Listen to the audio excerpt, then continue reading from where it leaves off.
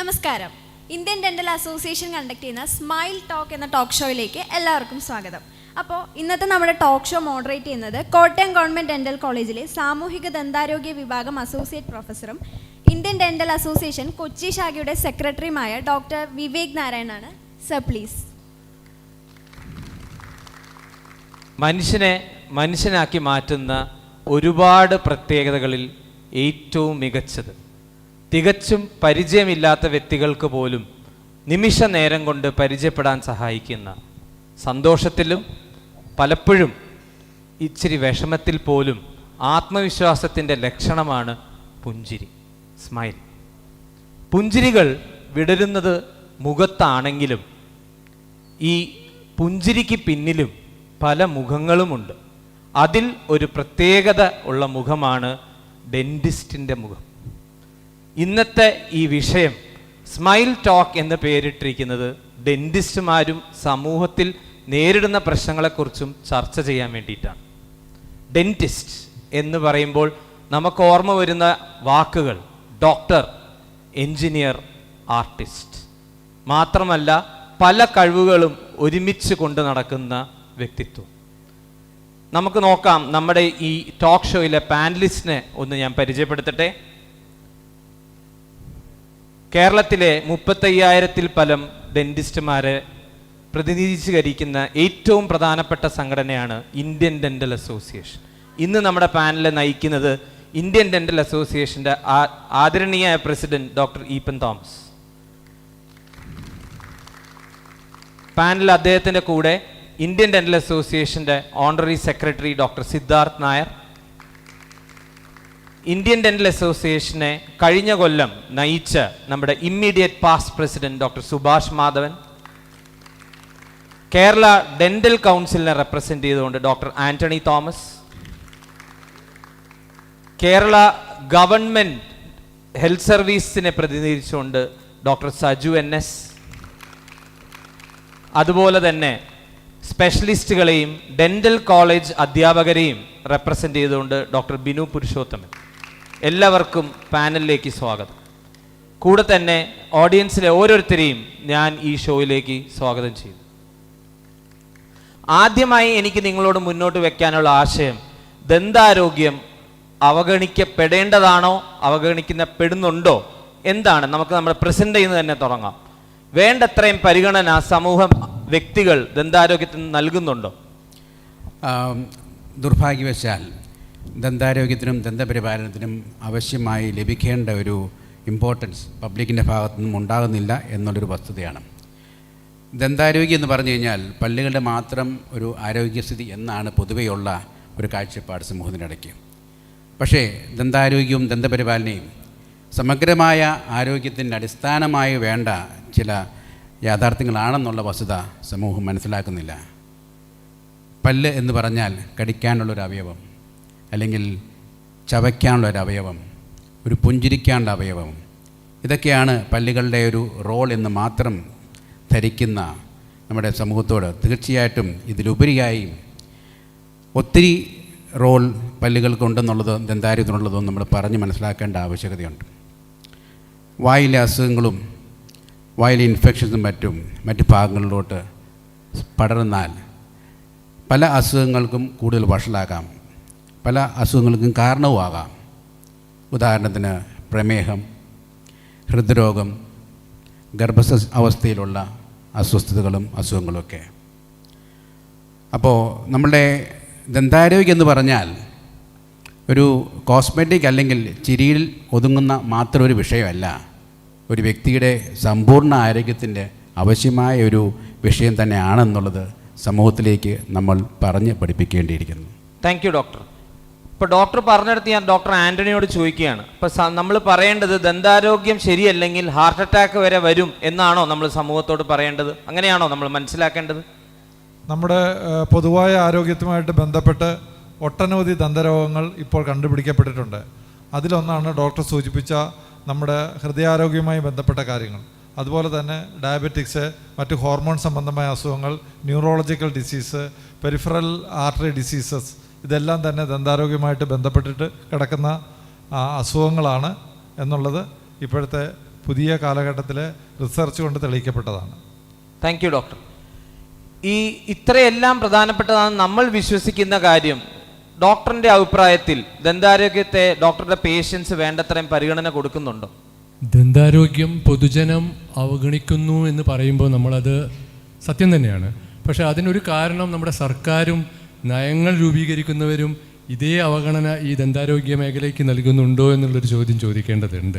കാരണം വേണ്ടത്ര ബോധവൽക്കരണം ആ ഭാഗത്തു നിന്ന് വരാത്തത് കൊണ്ടും ഈ നമ്മുടെ ഈ നയത്തിൽ അത് പലപ്പോഴും ഇല്ലാതാവുമ്പോഴുമാണ് ജനങ്ങളിലേക്ക് ഈ അവഗണന വരുന്നതെന്നാണ് എനിക്ക് തോന്നുന്നത്. അപ്പം സത്യത്തിൽ ഈ ഒരു അവഗണന അർഹിക്കുന്ന രീതിയിൽ പരിഹരിക്കപ്പെടേണ്ടത് സർക്കാർ തലത്തിലും നയരൂപീകരണ തലത്തിലുമാണെന്ന് എനിക്ക് തോന്നുന്നു. ഇവിടെയുള്ള ഈ ഡോക്ടർ പറയുന്നത് കമ്മ്യൂണിറ്റി ഫോളോസ് ദ ലീഡർ എന്നാണ്. അപ്പോൾ ലീഡേഴ്സ് ദന്താരോഗ്യത്തെ അവഗണിക്കുന്നുണ്ടോ? എന്താണ് ഡോക്ടർ സിദ്ധാർത്ഥിന്റെ അഭിപ്രായം? ഒരു പരിധിവരെ ഞാൻ സ്റ്റേറ്റ്മെൻറ്റിനോട് യോജിക്കും. കാരണം പല മേഖലകളിലും മേഖലയിലുള്ള വ്യക്തികൾക്കുള്ള പ്രാതിനിധ്യം തന്നെ പലപ്പോഴും കിട്ടുന്നില്ല. ഇപ്പം വരുന്ന റീസെൻ്റ്ലി വന്ന ആക്ടിൽ പോലും പലയിടത്തും നമുക്ക് വേണ്ട പ്രാതിനിധ്യം കിട്ടിയില്ല. പ്രാതിനിധ്യം കിട്ടിയാൽ മാത്രമേ നമുക്ക് ആ പോളിസി മാറ്ററിൽ ഇടപെടാനും അത് കൂടുതൽ നമുക്ക് ചേരുന്ന രീതിയിലോട്ട് മോഡിഫൈ ചെയ്യാനൊക്കെ പറ്റത്തുള്ളൂ. നമ്മുടെ പ്രാതിനിധ്യം തന്നെ നഷ്ടപ്പെടുമ്പോൾ നമുക്ക് അവിടെ ഒരു വലിയ റോളാണ്. കാരണം കേരളത്തിലെ തന്നെ ഏറ്റവും വലിയ ഡെന്റിസ്റ്റുകളുടെ പ്രൊഫഷണൽ സംഘടനയായ ഇന്ത്യൻ ഡെന്റൽ അസോസിയേഷൻ ഒരു പ്രാതിനിധ്യം നഷ്ടപ്പെട്ടാൽ എത്രയും പേരുടെ ശബ്ദമാണ് അവിടെ നഷ്ടപ്പെടുന്നത്. അപ്പോൾ പ്രാതിനിധ്യം ഇല്ല. അതിനൊരു കാര്യം ഞാൻ മുന്നോട്ട് വെക്കുന്ന ചോദ്യം, ഡെന്റിസ്റ്റുമാർ പല്ലുകൾക്കിടയിലുള്ള ഗ്യാപ്പ് അടയ്ക്കാൻ മാത്രം എക്സ്പേർട്ട് ആയാൽ മതിയോ? സമൂഹവും നമ്മളും തമ്മിലുള്ള ഗ്യാപ്പും കൂടി അഡ്രസ്സ് ചെയ്യേണ്ടേ? ഇന്ത്യൻ ഡെന്റൽ അസോസിയേഷൻ അതിനുവേണ്ടി എന്തൊക്കെ കാര്യങ്ങളാണ് ചെയ്തിട്ടുള്ളത്? സമൂഹത്തിലേക്ക് ഇറങ്ങി പ്രവർത്തിക്കാൻ ഡെന്റിസ്റ്റുമാർ ശ്രമിച്ചിട്ടുണ്ടോ? വളരെ പ്രസക്തമായിട്ടുള്ളൊരു ചോദ്യമാണ് ഡോക്ടർ വിവേക് ചോദിച്ചത്. ഇത് ഇന്ത്യൻ ഡെന്റൽ അസോസിയേഷൻ എന്ന ഈ ദന്ത ഡോക്ടർമാരുടെ ഇന്ത്യയിലെ ഏറ്റവും പ്രൊഫഷണൽ സംഘടന, ഏറ്റവും വലിയ സംഘടന, ഏക സംഘടന എന്ന് പറയാം. ഇത്തരത്തിലുള്ള ഈ സംഘടന 1946 രൂപീകരണമായി 1969 കേരള സംസ്ഥാനത്ത് രൂപീകരമായ ആ വർഷം തൊട്ട് തന്നെ കേരള സംസ്ഥാനത്ത് ദന്താരോഗ്യ പരിപാലനത്തിനും ബോധവൽക്കരണത്തിനുമായിട്ട് നിരവധി പദ്ധതികളാണ് IDA ജനങ്ങൾക്ക് വേണ്ടി നടപ്പാക്കിയിട്ടുള്ളത്. അതിൽ സൗജന്യ ദന്ത പരിശോധനാ ക്യാമ്പ്, സൗജന്യ ഡെന്റൽ കിറ്റ് വിതരണങ്ങൾ, പാംപ്ലെറ്റ് മുതിർന്നവരും കുട്ടികൾക്കുമുള്ള ആ ദന്ത രോഗങ്ങളുടെ ബോധവൽക്കരണം, സൗജന്യ പല്ല് സെറ്റ് വിതരണം തുടങ്ങി നമ്മൾ എടുത്തു കഴിഞ്ഞാൽ ഘോരഘോരം കഴിഞ്ഞൊരു വർഷം തന്നെ 3000-ലധികം പൊതുജനങ്ങൾക്ക് വേണ്ടിയുള്ള പരിപാടികൾ നടത്തപ്പെട്ടു ഇന്ത്യൻ ഡെന്റൽ അസോസിയേഷന്റെ നേതൃത്വത്തിൽ എന്ന് പറയുമ്പോൾ സാമൂഹ്യ പ്രതിബദ്ധത അസോസിയേഷൻ എത്ര പ്രാധാന്യം കൊടുക്കണോ എന്നുള്ളതെന്ന് വ്യക്തമാവുന്ന ഞാൻ മനസ്സിലാക്കും. തീർച്ചയായും അങ്ങ് ചോദിച്ച ചോദ്യത്തിന് പ്രസക്തമാണ്. അതിന്റെ ഉത്തരം ഇത്രയാണ്: വളരെ അധികം ശക്തമായ ഇടപെടലുകളാണ് ഇന്ത്യൻ ഡെന്റൽ അസോസിയേഷൻ ദന്താരോഗ്യ മേഖലയിൽ കേരളത്തെ സംബന്ധിച്ചോളം ചെയ്തുകൊണ്ടിരിക്കുന്നത്. നമ്മുടെ ഇടയിൽ ദന്തരോഗ പ്രശ്നങ്ങൾ ഒരുപാട് കൂടി നിൽക്കുന്ന ഒരു കാര്യമാണ്. വായിലെ ക്യാൻസർ എന്ന് പറയുന്നത് ഏറ്റവും കൂടുതൽ കാണപ്പെടുന്ന ഒരു മേഖലയിലാണ് നമ്മൾ ജീവിച്ചു പോകുന്നത്. ഈ ഡെന്റിസ്റ്റ് ഡേക്ക് ഇന്ത്യൻ ഡെന്റൽ അസോസിയേഷൻ ക്യാൻസറിന് വേണ്ടി എന്തെങ്കിലും സന്ദേശം കൊടുക്കുന്നുണ്ടോ? തീർച്ചയായും ഞാനിത് ഈ ഒരു പ്രത്യേക അവസരത്തിൽ പറയേണ്ട ഒരു ഇമ്പോർട്ടൻ്റ് ആയിട്ടുള്ള ഒരു കാര്യം തന്നെയാണ് അങ്ങ് ചോദിച്ചത്. ഇന്ത്യൻ ഡെന്റൽ അസോസിയേഷൻ കഴിഞ്ഞ നേരത്തെ സൂചിപ്പിച്ച പോലെ വർഷങ്ങളായി നടത്തിവരുന്ന ഈ പുകയില സബ്സ്റ്റൻസ് അബ്യൂസിന്റെ അതിൻ്റെ ദോഷവശങ്ങളെ കുറിച്ചുള്ള ബോധവൽക്കരണം, ഒപ്പം തന്നെ വായിലെ ചെറിയ മുറിവ് പോലും നാളേക്ക് ഉണ്ടാക്കാൻ പോകുന്ന ഒരു ഭീകരാവസ്ഥ തുടങ്ങിയ നിരവധി കാരണങ്ങൾ കൊണ്ടുണ്ടാകുന്ന ഓറൽ ക്യാവിറ്റിയിലെ ക്യാൻസർ അതിന്റെ ഭീകരത പൊതുജനങ്ങൾക്കിടയിൽ പണ്ടത്തെ പോലെ തീവ്രത നിലനിൽക്കുന്നു എന്നത് ഒരു വസ്തുതയാണ്. എന്താ ഞാൻ ഇങ്ങനെ പറഞ്ഞെന്ന് വെച്ചാൽ, പുകയില ഉപയോഗം ഒരു പരിധിവരെ പൊതുജനങ്ങളുടെ ഇടയിൽ കുറഞ്ഞു വരുന്ന ഒരു കാലഘട്ടമാണ്. പരസ്യമായ പുകവലി നമ്മളിപ്പോൾ പണ്ടത്തെ പോലെ അത്ര കാണില്ല. പക്ഷേ ഓറൽ ക്യാൻസറിന്റെ സാധ്യതകളോ അളവോ ഒരിക്കലും കുറഞ്ഞിട്ടുമില്ല. അതിന്റെ അർത്ഥം എന്താണ്? മറ്റെന്തോ തരത്തിൽ ഇത് ഇപ്പോഴും നമ്മുടെ ഇടയിൽ അതിശക്തമായി തന്നെ, ഒരു ഭീകരമായി തന്നെ നിലനിൽക്കുന്നു. ഇതിനെ അഡ്രസ്സ് ചെയ്യാൻ ഓറൽ ക്യാവിറ്റിയുടെ സ്പെഷ്യലിസ്റ്റ് എന്ന നിലയിൽ ഒരു ഡെന്റൽ സർജൻസിന്റെ ബാധ്യതയാണ്, കടമയാണ് എന്നത് മനസ്സിലാക്കിക്കൊണ്ട് ഇന്ത്യൻ ഡെന്റൽ അസോസിയേഷൻ ഇതിനെ നേരിടാൻ വേണ്ടി ഒരു പദ്ധതി തന്നെ രൂപീകരിച്ചിരിക്കുകയാണ്. അതിന് IDA ക്യാൻ വിൻ എന്നാണ് പേര് നൽകിയിട്ടുള്ളത്. ഈ വർഷം ഇന്ന് തന്നെ അതിൻ്റെ ഒഫീഷ്യൽ ലോഞ്ച് ഇവിടെ നടക്കും. ഡെന്റിസ്റ്റ് ഡേയുടെ ആഘോഷത്തിൻ്റെ ഇടയിൽ ഈ IDA ക്യാൻവിൻ എന്നത് അതിൻ്റെ ഉദ്ദേശിക്കുന്നത് cancer watch and intervention network Canwin, IDA Canwin. ഈ പദ്ധതിയിലൂടെ നമ്മൾ ലക്ഷ്യം വെക്കുന്നത് പൊതുജനങ്ങൾക്കിടയിൽ ഈ ഒരു അവബോധം സൃഷ്ടിക്കുക മാത്രമല്ല, അതൊരു സ്ക്രീനിങ് ആണ് ആക്ച്വലി നടക്കുന്നത്. 6500-ലധികം ഡെന്റൽ ക്ലിനിക്കുകൾ കേരളത്തിൽ ഉണ്ട് പ്രൈവറ്റ് മേഖലയിൽ. എടുത്തു പറയേണ്ട ഒരു വസ്തുത, 97% ദന്താരോഗ്യപരമായ ആവശ്യങ്ങൾക്കായി സേവനം നൽകുന്നത് പ്രൈവറ്റ് മേഖലയാണ് കേരളത്തിൽ എന്നുള്ളതാണ്. ഗവൺമെന്റ് മേഖലയിൽ വെറും 3% മാത്രമാണ് രോഗികളെ അഭിമുഖീകരിക്കുന്നത് എന്നതാണ് വസ്തുത. എന്നിരിക്കെ ഈ 97% വരുന്ന ഈ 6500ഓളം ഡെന്റൽ ക്ലിനിക്കുകൾ primary detection centre for oral cancer എന്ന തലത്തിലേക്ക് ഉയർത്തപ്പെടുന്നു എന്നതാണ് ഈ പദ്ധതിയുടെ ഏറ്റവും വലിയ നേട്ടമായിട്ട് കാണാവുന്നത്. Thank you doctor. അപ്പോൾ ഡോക്ടർ സുഭാഷ് ഇവിടെ വളരെ കൃത്യമായി IDA ചെയ്യുന്ന സാമൂഹിക പ്രവർത്തനത്തെക്കുറിച്ച് വിവരിച്ചു. എന്നാലും ഇപ്പോഴും നമ്മുടെ സമൂഹത്തിൽ വേണ്ടത്രയും അവബോധം ഇല്ലാത്തതിന് മറ്റെന്തെങ്കിലും കാരണങ്ങൾ ഉള്ളതായിട്ട് നിങ്ങൾക്ക് തോന്നുന്നുണ്ടോ? ഈ കാര്യത്തില് നമ്മൾ പല കാര്യങ്ങളും ചെയ്യുന്നുണ്ടെങ്കിൽ പോലും ഗവൺമെന്റ് തലങ്ങളിലും അല്ലെങ്കിൽ മറ്റു തലങ്ങളിലൊക്കെ ഈ രീതിയിലുള്ള അവബോധങ്ങൾ വളരെ കുറവാണ്. അപ്പം എപ്പോഴും അതിൻ്റെ ഒരു പൂർണ്ണമായ അർത്ഥങ്ങളിൽ അവബോധങ്ങൾ വരുമ്പോൾ അതിൻ്റെ കമ്മ്യൂണിറ്റി ഹെൽത്ത് സെന്ററുകൾ അങ്ങനെയൊക്കെയുള്ള ഒരു ഒരു ഒരു ഒരു ഒരു ഒരു നെറ്റ്വർക്ക് അതിൻ്റെ പിന്നിൽ പ്രവർത്തിച്ചാലേ സാധിക്കുള്ളൂ. പക്ഷെ അത്തരം പദ്ധതികളും അത്തരം രീതികളും ഒക്കെ വളരെ കുറവായിട്ടാണ്. തീർച്ചയായിട്ടും സർക്കാർ മേഖലയിലെ പ്രശ്നങ്ങളിൽ നമുക്ക് എന്ത് ചെയ്യാൻ പറ്റും എന്നുള്ളത് നമുക്ക് ഈ ചർച്ചയുടെ മറ്റു ഭാഗത്തേക്ക് വരുമ്പോൾ എത്താം. എന്തെങ്കിലും ചോദ്യം വേറെ ആർക്കെങ്കിലും ഓഡിയൻസിൽ നിന്നുമുണ്ടോ? ഇല്ലെങ്കിൽ നമ്മുടെ ഈ പ്രൈവറ്റ് മേഖലയുടെ പ്രാധാന്യം ഇപ്പൊ ഡോക്ടർ സുഭാഷ് ഇവിടെ വിവരിച്ചു.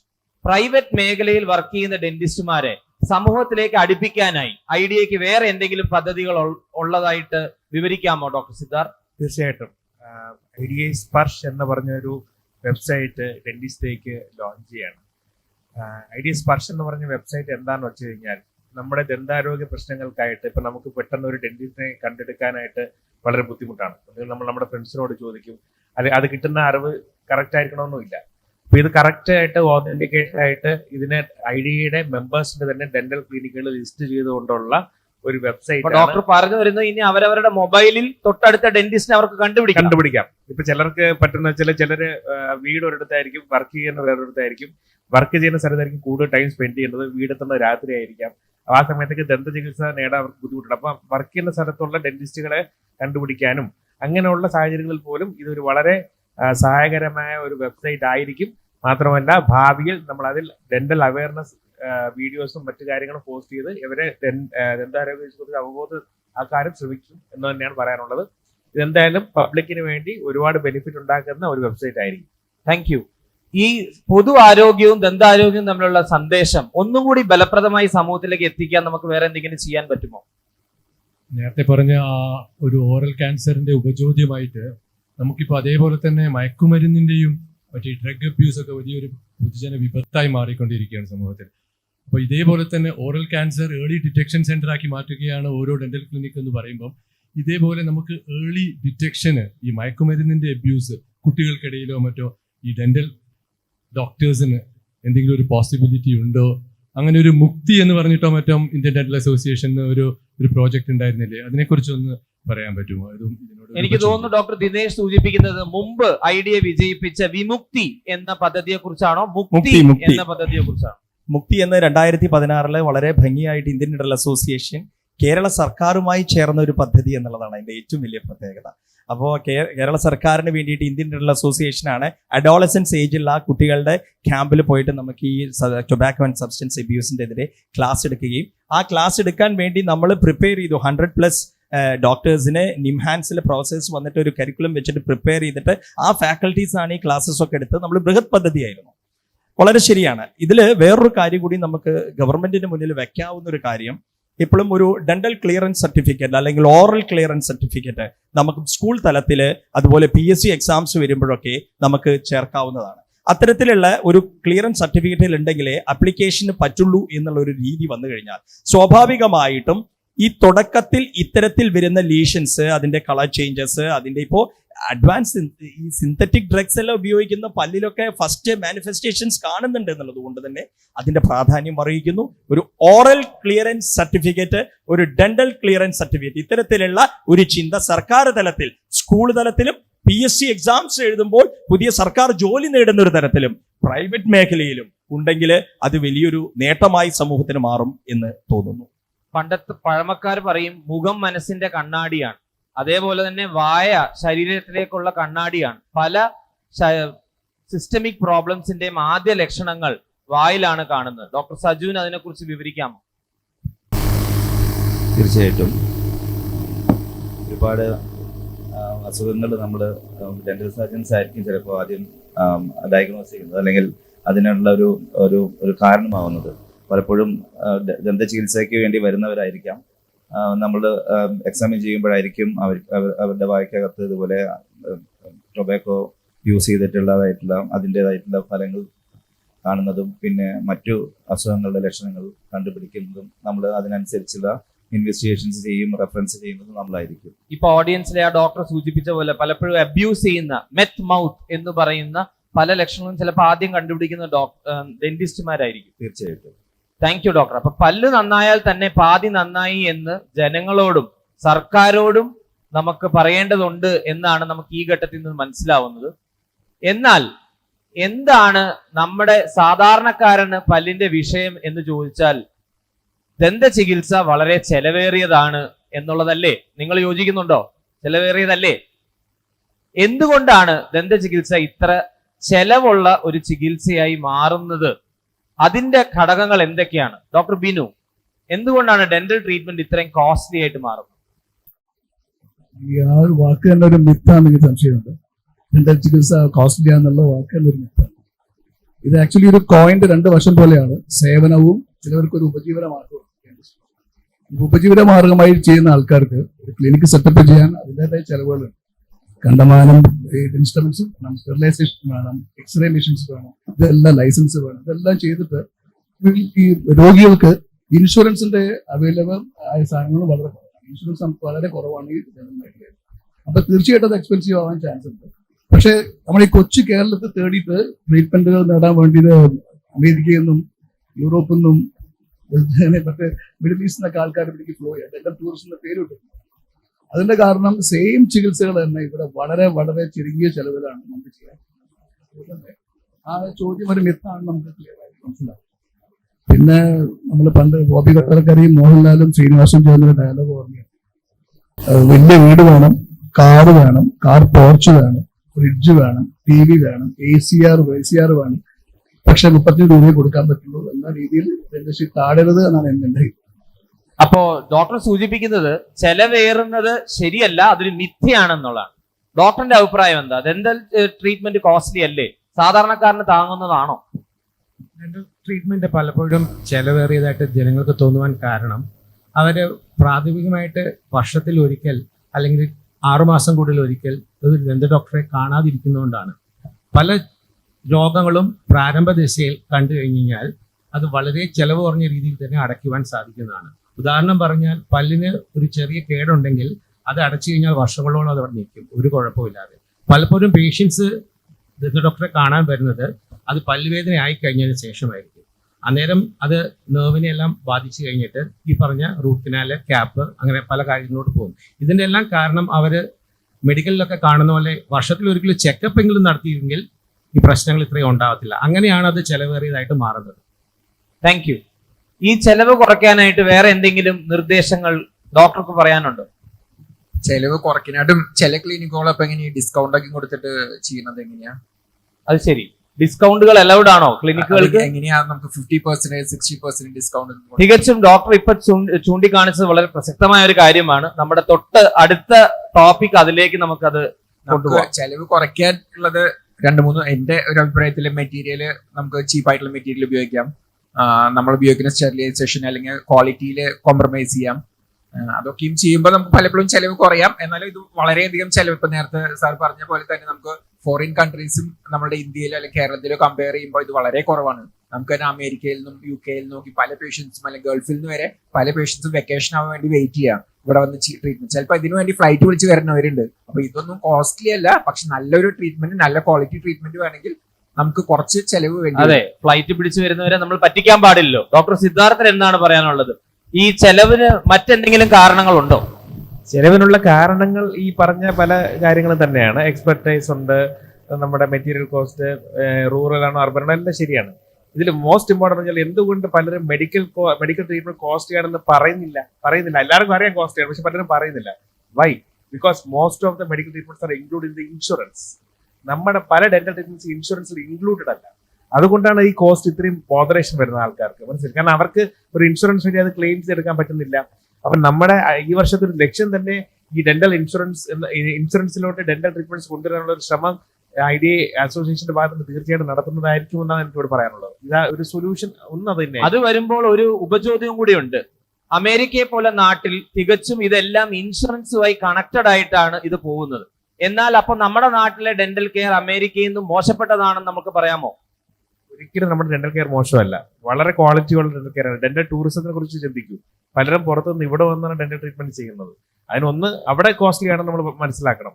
അതിനേക്കാൾ കോസ്റ്റ് ഇവിടെ കുറവാണ്, എന്നാൽ പോലും ആൾക്കാർ ദർ കംപ്ലൈനിങ്. നമ്മളിപ്പോ ഇവിടെ കേട്ടു പലരും ഫോറിൻ കൺട്രീസിൽ നിന്നും പേഷ്യൻസ് ഓടിയെത്തുന്നു. എന്തുകൊണ്ടായിരിക്കും? അവിടെ ഡെന്റിസ്റ്റിനെ കാണുന്നത് വളരെ എളുപ്പമാണോ മറ്റു നാട്ടുകളിൽ? എന്തെങ്കിലും അഭിപ്രായം ഉണ്ടോ? ഒരിക്കലും അല്ലല്ലോ. അതല്ലേ നമ്മുടെ വളരെ റിനൗൺഡ് ആയിട്ടുള്ള കേരള ഹെൽത്ത് മോഡൽ എന്ന് പറയുന്നത്. Accessible and affordable quality health care for all. പക്ഷേ ഈ അഫോർഡബിലിറ്റി എന്ന് പറയുമ്പോഴും പലപ്പോഴും പബ്ലിക് പറയുന്ന ഒരു ആരോപണം പോലെ ഉന്നയിക്കുന്ന ഒരു കാര്യമാണ്, ഒരേ ട്രീറ്റ്മെന്റിന് പല ക്ലിനിക്കുകളിലും എന്തുകൊണ്ട് ഇത്ര വേരിയേഷൻ വരുന്നു ചാർജുകളിൽ. ഇതൊരു വളരെ റെലവെന്റ് ആയിട്ടുള്ള ചോദ്യമാണ്. ഡോക്ടർ സുഭാഷിന് അതിന് മറുപടി ഉണ്ടോ? എന്തുകൊണ്ടാണ് ഈ പല ഏരിയയിൽ പല ചാർജുകളായി മാറുന്നത്? ഇതിനെ ഒന്നാക്കിക്കൂടെ എന്നാണ് ചോദ്യം. വളരെ രസകരമായൊരു ചോദ്യമാണത്. കാരണം അതിൽ പലരുടെയും ആശങ്കയാണ്. ഞാൻ പറയുകയാണ്, ഇപ്പോൾ ഏറ്റവും വളരെ ചുരുങ്ങിയ ഒരു കാര്യത്തിൽ പറയുകച്ചാൽ എറണാകുളം പോലുള്ള ഒരു ടൗൺ, അവിടെ ഒരു ഡെന്റിസ്റ്റിന് ഒരു ഡെന്റൽ ക്ലിനിക്ക് സ്റ്റാർട്ട് ചെയ്യണമെങ്കിൽ സ്വാഭാവികമായിട്ടും അയാൾ എടുക്കുന്ന ആ റൂമിന്റെ റെന്റും അതിന്റെ അഡ്വാൻസും തുടങ്ങി അവിടെ അദ്ദേഹത്തിന് വരുന്ന ദൈനംദിന ചെലവുകൾ, അവിടുത്തെ സ്റ്റാഫിന് കൊടുക്കേണ്ട ചെലവുകൾ എല്ലാം കൗണ്ട് ചെയ്യുകയും ഒരു സാധാരണ ഗ്രാമീണ അന്തരീക്ഷത്തിൽ പ്രവർത്തിക്കുന്ന ഇതേപോലെ സജ്ജീകരണമുള്ള ഒരു ക്ലിനിക്കിന് വേണ്ടി വരുന്ന ചെലവുകളും രണ്ടും രണ്ടായിരിക്കും. നമുക്ക് അത് തന്നെ അതിൻ്റെ ഏറ്റക്കുറച്ചുകളുടെ ഒരു കാരണമാണ്. പിന്നൊന്ന്, എക്സ്പെർട്ടൈസ് ചെയ്യുക എന്ന് ഡോക്ടർ സിദ്ധാർത്ഥ് ഇവിടെ പറഞ്ഞു. ഒരു ഫീൽഡിൽ നമ്മൾ എത്ര എക്സ്പേർട്ട് ആവണു എന്നതിനനുസരിച്ച് തന്നെ അവിടെ അവരുടെ വേതന വ്യവസ്ഥയിലും വ്യത്യാസം വരുന്നു എന്നുള്ളതാണ് യാഥാർത്ഥ്യം. അത് നമ്മൾ ഉൾക്കൊണ്ടേ പറ്റൂ. അതിപ്പോ ഡെന്റൽ മേഖലയിൽ മാത്രമല്ല, നമ്മൾ എക്സ്പേർട്ട് ആയിട്ടുള്ള ഒരു അഡ്വക്കേറ്റിനെ കാണാൻ പോകുമ്പോൾ ഒരു സീനിയർ അഡ്വക്കേറ്റിന് കൊടുക്കേണ്ട ഫീസാണോ ഒരു ജൂനിയർ അഡ്വക്കേറ്റിന് വേണ്ടി വരിക എന്ന് ആലോചിച്ചാൽ, അഡ്വക്കേറ്റ് എന്നല്ല ഏത് മേഖലയാണെങ്കിലും അത് അങ്ങനെ തന്നെയാണ്. എക്സ്പെർട്ട് ആകുന്നത് മൂലം അവർക്ക് ഉണ്ടാകുന്ന അധിക വേതനത്തിന്റെ ചെലവും സ്വാഭാവികമായും ഈ വേരിയേഷൻ, ഇത്തരത്തിലുള്ള നിരവധി ഘടകങ്ങളാണ് യഥാർത്ഥത്തിൽ ഈ റേറ്റ് വേരിയേഷൻസ് എന്തുകൊണ്ട് സംഭവിക്കുന്നു എന്ന് ചോദിക്കുന്നത്. നേരത്തെ ചോദിച്ച ഒരു കാര്യം കൂടി പറയട്ടെ.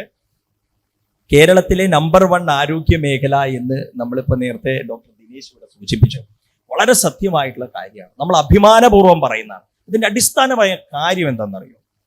ചെറുകിട ആശുപത്രികളും ഈ ഏക ഡോക്ടർ നയിക്കുന്ന ഡെന്റൽ ക്ലിനിക്കുകളുമാണ്. ചെറുകിട ആശുപത്രികൾ എന്ന് ഇവിടെ ഇല്ലായ്മ ചെയ്യപ്പെടുന്നോ, സ്വാഭാവികമായും അത് ഈ പെരുമയ്ക്ക് കോട്ടം തട്ടും. നമ്മുടെ നയങ്ങൾക്ക്, നമ്മുടെ സമീപനത്തിന് അത് ഹാനികരമാവും എന്നുകൂടി ഞാൻ സൂചിപ്പിക്കുകയാണ്. വളരെ പ്രസക്തമായ പോയിന്റ് ആണ് ഡോക്ടർ ഈപ്പൻ. ഡോക്ടർ സുഭാഷ് പറഞ്ഞത് എക്സ്പെർട്ടൈസിന് ആര് വിലയിടുമെന്നാണ്. ഈ ദന്ത മേഖലയിൽ നിരവധി സ്പെഷ്യലിസ്റ്റ് ഉള്ള കാര്യം സമൂഹത്തിൽ എത്ര പേർക്ക് അറിയാം?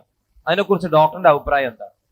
അതായത് ദന്തമേഖലയിൽ നമുക്ക് എല്ലാവർക്കും അറിയാം, അതായത് 9ഓളം വ്യത്യസ്ത സ്പെഷ്യലിസ്റ്റുകളും സ്പെഷ്യാലിറ്റി കേഡറും ഉണ്ട്.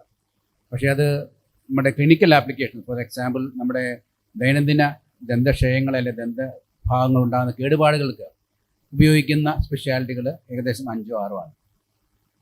ഒട്ടുമിക്ക ഡെന്റൽ ക്ലിനിക്കുകൾ നമ്മൾ നേരത്തെ പറയുകയുണ്ടായി, ഏകദേശം 6000-ഓളം അല്ലെങ്കിൽ 7000-ഓളം ക്ലിനിക്കുകളിലായിട്ട് കേരളത്തിൽ പ്രൈവറ്റ് മേഖലയിൽ ദന്തചികിത്സ നമ്മൾ കൊടുക്കുന്നുണ്ട്. ഒട്ടുമിക്ക ക്ലിനിക്കുകളിലും ഈ ചികിത്സകളെല്ലാം ചെയ്യാനുള്ള സൗകര്യങ്ങളുണ്ട്. ചികിത്സ ചെയ്യാനായിട്ട് സ്കിൽ കുറവുള്ള ഡോക്ടർമാർക്ക് എല്ലാ ക്ലിനിക്കുകളിലും സ്പെഷ്യലിസ്റ്റിൻ്റെ സേവനം ലഭ്യമാണ്. അപ്പോൾ ഈ പറഞ്ഞ സ്പെഷ്യലിസ്റ്റിൻ്റെ സേവനം അത് സ്കില്ലുള്ള ജൂനിയർ ഡോക്ടർമാർ ചെയ്യുന്നുണ്ട്, അല്ലാതെ സ്പെഷ്യലിസ്റ്റ് വഴി ലഭ്യമാക്കുന്നുമുണ്ട്. അപ്പോൾ സമൂഹത്തിന് അത് കിട്ടുന്നുണ്ട് എന്നുള്ള വസ്തുതയാണ്. ഇപ്പൊ കേരള മോഡൽ എന്ന് പറയുന്നത് വെളിപ്പുറത്തൊരു സ്പെഷ്യലിസ്റ്റ് ഉണ്ട്, ഓടി ക്ലിനിക്കിൽ എത്തും എന്നുള്ളതാണ്. തീർച്ചയായിട്ടും നമുക്കിപ്പോൾ യൂറോപ്യൻ കൺട്രികളിലോ അല്ലെങ്കിൽ വെളിയിലുള്ള ഏത് രാഷ്ട്രത്തിൽ എടുത്ത് നോക്കിക്കഴിഞ്ഞാലും ഒരു ഡെന്റിസ്റ്റിൻ്റെ അല്ലെങ്കിൽ ഒരു സ്പെഷ്യലിസ്റ്റിൻ്റെ അപ്പോയിൻമെൻറ്റ് കിട്ടണമെങ്കിൽ തന്നെ മാസങ്ങളോളം എടുക്കും. ഒരു വേദന അസ്വസ്ഥതയായിട്ടിരിക്കുന്ന ഒരു രോഗിക്ക് അതിനുള്ള ഒരു ശമനം കിട്ടണമെങ്കിൽ മാസങ്ങളോളം എടുക്കും. കേരളത്തിൽ ഈ പറഞ്ഞിരിക്കുന്ന 6000-ഓളം അവിടെയായിട്ടുള്ള ഡെന്റൽ ക്ലിനിക്കൽ, പ്രൈവറ്റ് ക്ലിനിക്കൽ വഴി നമ്മൾ ഏത് രോഗിക്ക് എപ്പോൾ വേണമെങ്കിലും ഇന്ന് ഒരു അസ്വസ്ഥത ഉണ്ടായിക്കഴിഞ്ഞാൽ നാളെ തന്നെ അവരുടെ വിദഗ്ധ ചികിത്സയും അത് സ്പെഷ്യലിസ്റ്റിൻ്റെ സേവനം വരെയും ലഭ്യമാക്കാൻ സജ്ജരാണ് കേരളത്തിലെ എല്ലാ ഡെന്റൽ ക്ലിനിക്കുകളും. അന്ന് മനസ്സിലാക്കുക. അതാണ് ഞാൻ പറഞ്ഞു വന്നത്. ഇമ്മീഡിയറ്റ് ആയിട്ടുള്ള കെയർ ഇവിടെ കേരളത്തിൽ കൊടുക്കാൻ സാധിക്കും, ലോകോത്തര നിലവാരമുള്ള ചികിത്സ. Thank you doctor Saju. ചെലവ് കുറയ്ക്കാൻ വേറൊരു വഴി നമുക്ക് സർക്കാർ മേഖലയിൽ ഡെന്റിസ്റ്റുകളുടെ നമ്പർ കൂട്ടുകയാണ്. പക്ഷേ നമ്മളുടെ പോപ്പുലേഷൻ അനുസരിച്ചുള്ള ഡെന്റിസ്റ്റുകൾ നമ്മളുടെ കേരളത്തിൽ ഇപ്പോൾ നിലവിലുണ്ടോ? ഡെന്റിസ്റ്റുകൾ സർക്കാർ മേഖലയിൽ നിലവിലുണ്ടോ? അതിൽ പ്രാഥമിക ആരോഗ്യ കേന്ദ്രങ്ങളായാലും സാമൂഹിക ആരോഗ്യ കേന്ദ്രങ്ങളായാലും അവിടെയൊന്നും ഇപ്പോൾ ഡെന്റിസ്റ്റുകൾ ഇല്ല. കമ്മ്യൂണിറ്റി ഹെൽത്ത് സെന്റർ ചിലപ്പോൾ ഉണ്ടാവും. അപ്പോൾ അത് പലപ്പോഴും ഗവൺമെന്റ് നെഗ്ലക്ട് ചെയ്യുന്ന ഒരു ഭാഗമാണ് ദന്ത വിഭാഗം എന്ന് പറഞ്ഞാൽ. അവര് ഒരു മെഡിക്കൽ കോളേജിലോ അല്ലെങ്കിൽ ഡെന്റൽ കോളേജിലോ പോയി വേണമെങ്കിൽ പൊതുജനങ്ങൾ ട്രീറ്റ്മെന്റ് എടുത്തോട്ടെ എന്നുള്ള. ഞാൻ ചോദിക്കാൻ ഉദ്ദേശിച്ച ചോദ്യം തന്നെയാണ് എനിക്ക് ഓഡിയൻസിന് കിട്ടിയത്. ഇവിടെ ഇപ്പോൾ പ്രൈവറ്റ് മേഖലയിലെ ഡെന്റൽ കെയറിന്റെ സവിശേഷതകളെല്ലാം പറയുകയുണ്ടായി. എന്നാൽ സാധാരണക്കാരൻ ആശ്രയിക്കുന്നത് ഒരു സർക്കാർ സംവിധാനത്തെയാണ്. ഇപ്പൊ ഡോക്ടർ ചോദിച്ച പോലെ ഇവിടുത്തെ കേരളത്തിലെ സർക്കാർ സംവിധാനത്തിലെ ഡെന്റൽ സർവീസുകൾ ഇന്ന് വേണ്ടത്രയും ഉണ്ടോ? ഇല്ലെങ്കിൽ അതിന് കാരണങ്ങൾ എന്തൊക്കെയാണ്? ഇപ്പോൾ കേരളത്തിലെ ഹെൽത്ത് സർവീസിലെ എല്ലാ ജില്ലാ ആശുപത്രികളിലും ജനറൽ ആശുപത്രികളിലും താലൂക്ക് ആശുപത്രികളിലുമാണ്. പിന്നെ 40ഓളം CSCകളിലും ഡെന്റൽ സർജന്മാരുടെ പോസ്റ്റ് ഉണ്ട്. ഇനി പ്രൈമറി ഹെൽത്ത് സെന്റർ പോലെയുള്ള ക്ലിനിക്കുകളിൽ ഡെന്റൽ സർജന്മാരുടെ തസ്തിക വരികയാണെങ്കിൽ ഒരുപാട് ജനങ്ങൾക്ക് ഉപകാരപ്രദമാവുന്ന രീതിയിലുള്ള സേവനം നമ്മുടെ ഈ മേഖലയിൽ കാഴ്ചവെക്കാൻ സാധിക്കും. എപ്പോഴും ഒരു ഗവൺമെന്റിന്റെ മുന്നിൽ നമ്മളൊരു പ്രപ്പോസൽ വെക്കുമ്പോൾ എപ്പോഴും ഗവൺമെന്റ് ചിന്തിക്കുന്ന കുറച്ച് കാര്യങ്ങളുണ്ട്. അവരുടെ ഫിനാൻഷ്യൽ ബർഡൻ, സാമ്പത്തിക ബാധ്യത. അപ്പോൾ ഒരു ഡെന്റൽ സർജനെ പോസ്റ്റ് ചെയ്യുമ്പോൾ അനുബന്ധമായിട്ടുള്ള ഒരു ക്ലിനിക്ക് സെറ്റ് ചെയ്യണം. അതുപോലെ തന്നെ സപ്പോർട്ടീവ് ആയിട്ടുള്ള സ്റ്റാഫുകളെ, ഹൈജീനിസ്റ്റ് അല്ലെങ്കിൽ നഴ്സിംഗ് അസിസ്റ്റന്റ്, സ്റ്റാഫ് നഴ്സ്, ഇത്തരം ഒരു ടീമിനെ ആയിരുന്നു നമുക്കൊരു ക്ലിനിക്കിൽ പോസ്റ്റ് ചെയ്യേണ്ടി വരിക. അപ്പോൾ അത് ഒരു ഫിനാൻഷ്യൽ ബാധ്യത ആയിട്ട് ഒരു ഭാഗത്ത് നിൽക്കുമ്പോഴും നമുക്ക് വേണ്ടത്ര സപ്പോർട്ട് പബ്ലിക്കിന്റെ ഭാഗത്തു നിന്ന്, ജനപ്രതിനിധികളുടെ ഭാഗത്തു നിന്നൊക്കെ ഇതിനുള്ള ഒരു ആവശ്യം വരുമ്പോഴാണ് ഗവൺമെന്റും ആ ഒരു തരത്തിൽ ചിന്തിക്കാൻ തുടങ്ങുകയുള്ളൂ. അപ്പോൾ ആ ഒരു രീതിയിൽ ഒരു ഡ്രൈവ് വേണമെന്നാണ് എനിക്ക് പറയാനുള്ളത്. ഈ കഴിഞ്ഞ കാലയളവിൽ കുറച്ചു നാളായി കണ്ടിരിക്കുന്നത് കേരളത്തിലെ ആരോഗ്യ മേഖല മെച്ചപ്പെട്ടിരിക്കുന്നത് NHM, നാഷണൽ ഹെൽത്ത് മിഷനിലൂടെ ഉള്ള സേവനങ്ങൾ കൊണ്ടാണ്. ഇന്ന് ദന്ത മേഖലയിൽ അത്തരം സേവനങ്ങൾ കേരളത്തിൽ ലഭ്യമാണോ? തീർച്ചയായിട്ടും. ഇപ്പം NHM പോസ്റ്റിങ്ങുകൾ എല്ലാ ജില്ലകളിലും ഉണ്ട്. സ്പെഷ്യലിസ്റ്റ് പോസ്റ്റ് വരെ ഉണ്ട്. ഓരോ ജില്ലയിലും ഓരോ 1-2 സ്പെഷ്യലിസ്റ്റുമാരെയാണ് ഇപ്പോൾ പോസ്റ്റ് ചെയ്തിരിക്കുന്നത്. NHM ഡെന്റൽ സർജൻസ് ഒന്നിലധികം സ്ഥാപനങ്ങളിലായിട്ട് ഒരേ സമയം പോസ്റ്റ് ചെയ്തിട്ടുള്ള ആൾക്കാരും ഉണ്ട്. പോസ്റ്റിംഗ് ഇനിയും വരികയാണെന്നുണ്ടെങ്കിൽ അങ്ങനെ ഒരു ഡെന്റൽ സർജൻസിന് കുറച്ചും കൂടി ജോലി സാധ്യതകൾ കിട്ടുകയും ചെയ്യും. അതേപോലെ തന്നെ പബ്ലിക്കിന് അത് വളരെയധികം ഉപയോഗപ്രദമാണ്. നേരത്തെ ആ ഡോക്ടർ സൂചിപ്പിച്ച പോലെ സർക്കാർ കാണുന്ന ഒരു പ്രശ്നം, ഒരു വശത്ത് തൊഴിൽ രഹിതരായിട്ടുള്ള ഡെന്റൽ ചെറുപ്പക്കാർ ഒരുപാട് ഉള്ളപ്പോഴും രോഗികൾ ഇഷ്ടം പോലെ ഡെന്റൽ ട്രീറ്റ്മെന്റ് കാത്തിരിക്കുന്നു. ഡോക്ടർ ഈപ്പൻ എന്താണ് ഈ കാര്യത്തെക്കുറിച്ച് സജഷൻ വെക്കാൻ? എനിക്ക് ബഹുമാനപ്പെട്ട ഡോക്ടർ സജു പറഞ്ഞ ആ ഒരു കാര്യത്തിനോട് ഒരല്പം വിഭിന്നമായ അഭിപ്രായമാണുള്ളത്. കാരണം ഒരു പോസ്റ്റ് ഗവൺമെന്റ് ലെവലിൽ ക്രിയേറ്റ് ചെയ്യണമെങ്കിലുള്ള സാമ്പത്തിക ബേർഡനും അതിൻ്റെ ലയബിലിറ്റീസും എന്ന് പറഞ്ഞു.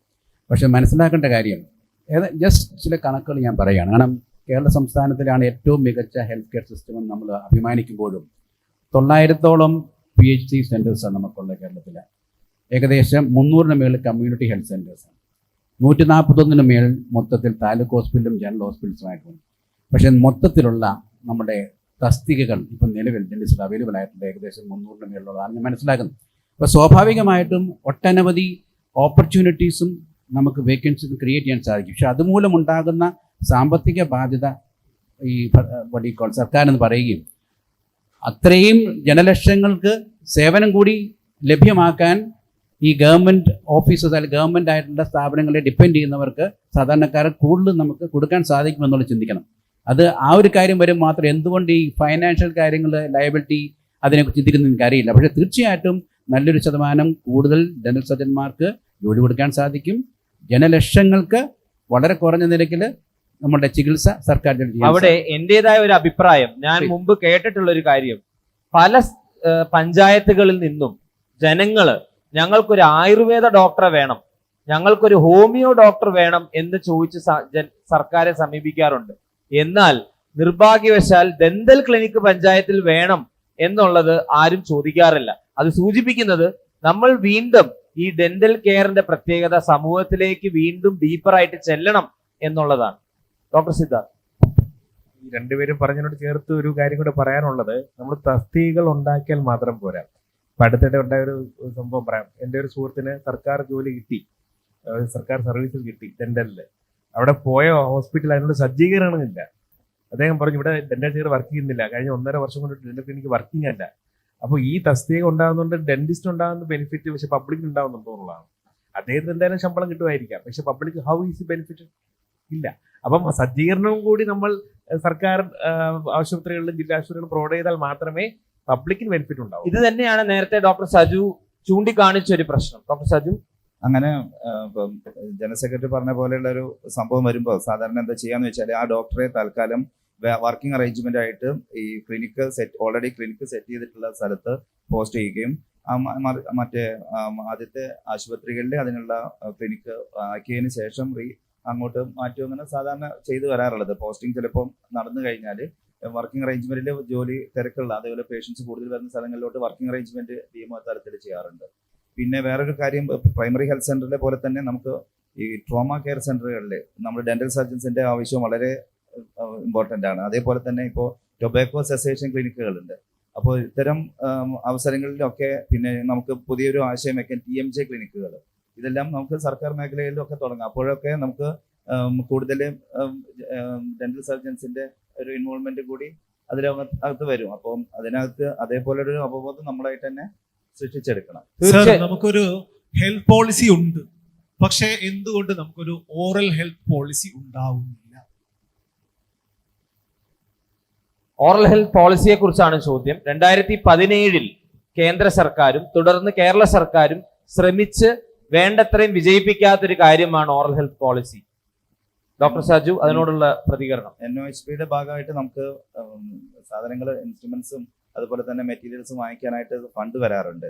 ഇപ്പോഴും നമ്മൾക്ക് എല്ലാ സർക്കാർ ഡെന്റൽ സ്ഥാപനങ്ങൾ യൂണിറ്റുകൾക്കും ആവശ്യമുള്ള സാധനങ്ങൾ വാങ്ങിക്കാനുള്ളത് ഇപ്പോൾ നമ്മൾ എഴുതി കൊടുത്തിട്ടുണ്ട്. വിതിൻ 2 or 3 വീക്സ് കിട്ടും. അത് വർഷത്തിലെ ഒരു തവണയാണ് സാധാരണ അതിനനുസരിച്ച് NOHPയുടെ ഫണ്ട് വരാറ്. പിന്നെ അത് കൂടാതെ നമുക്ക് ഇതുപോലെ ആക്ടിവിറ്റീസ് നടത്താൻ വേണ്ടിയിട്ട്, ഔട്ട്റീച്ച് പ്രോഗ്രാംസ് നടത്താൻ വേണ്ടിയിട്ട് അപ്പോൾ നമ്മൾ ക്യാമ്പുകൾ കണ്ടക്ട് ചെയ്യും. അവിടെ പോയി ഇപ്പം അത് പലതരത്തിലുള്ള ക്യാമ്പുകളുണ്ട്. ജീറിയാട്രിക് ക്യാമ്പുകളുണ്ട്, മൈഗ്രൻസിന് വേണ്ടിയിട്ട് ക്യാമ്പുകളുണ്ട്, ലേഡീസ് ഫീമെയിൽ പേഷ്യൻസിന് വേണ്ടിയിട്ടുണ്ട്, കിഡ്സിന് വേണ്ടിയിട്ടുണ്ട്. അങ്ങനെ ഓരോ യൂണിറ്റിലും DMO തന്നെ അലോട്ട് ചെയ്ത് തരും ഇന്ന തരത്തിലുള്ള ക്യാമ്പാണ് നമ്മൾ നടത്തേണ്ടതെന്ന്. അങ്ങനെ നടത്തി അവര് ആവശ്യമുള്ള ട്രീറ്റ്മെന്റ് ആവശ്യമുള്ളവരെ നമ്മൾ ഹോസ്പിറ്റലിലോട്ട് വിളിച്ച് ട്രീറ്റ്മെന്റ് കൊടുക്കാറുണ്ട്. ഓഡിയൻസിൽ വന്ന ഒരു ചോദ്യം ഡോക്ടർ സിദ്ധാർത്ഥനോട് എനിക്ക് ചോദിക്കാനുള്ളത്, അവിടെ എല്ലാം പറയുന്നത് ദന്ത സമൂഹം പ്രൈവറ്റ് മേഖലയിൽ ഒരുപാട് ശക്തി ആർജിച്ച് നിൽക്കുന്നു, ഒരു പബ്ലിക് പ്രൈവറ്റ് പാർട്ട്ണർഷിപ്പിന് നമ്മൾ തയ്യാറാണെന്നുള്ളത് സർക്കാരിനെ അറിയിക്കാൻ നമുക്ക് സാധിച്ചിട്ടുണ്ട്. പലതവണ പല നിവേദനങ്ങളായി സർക്കാരിനെ അറിയിച്ചിട്ടുണ്ട്.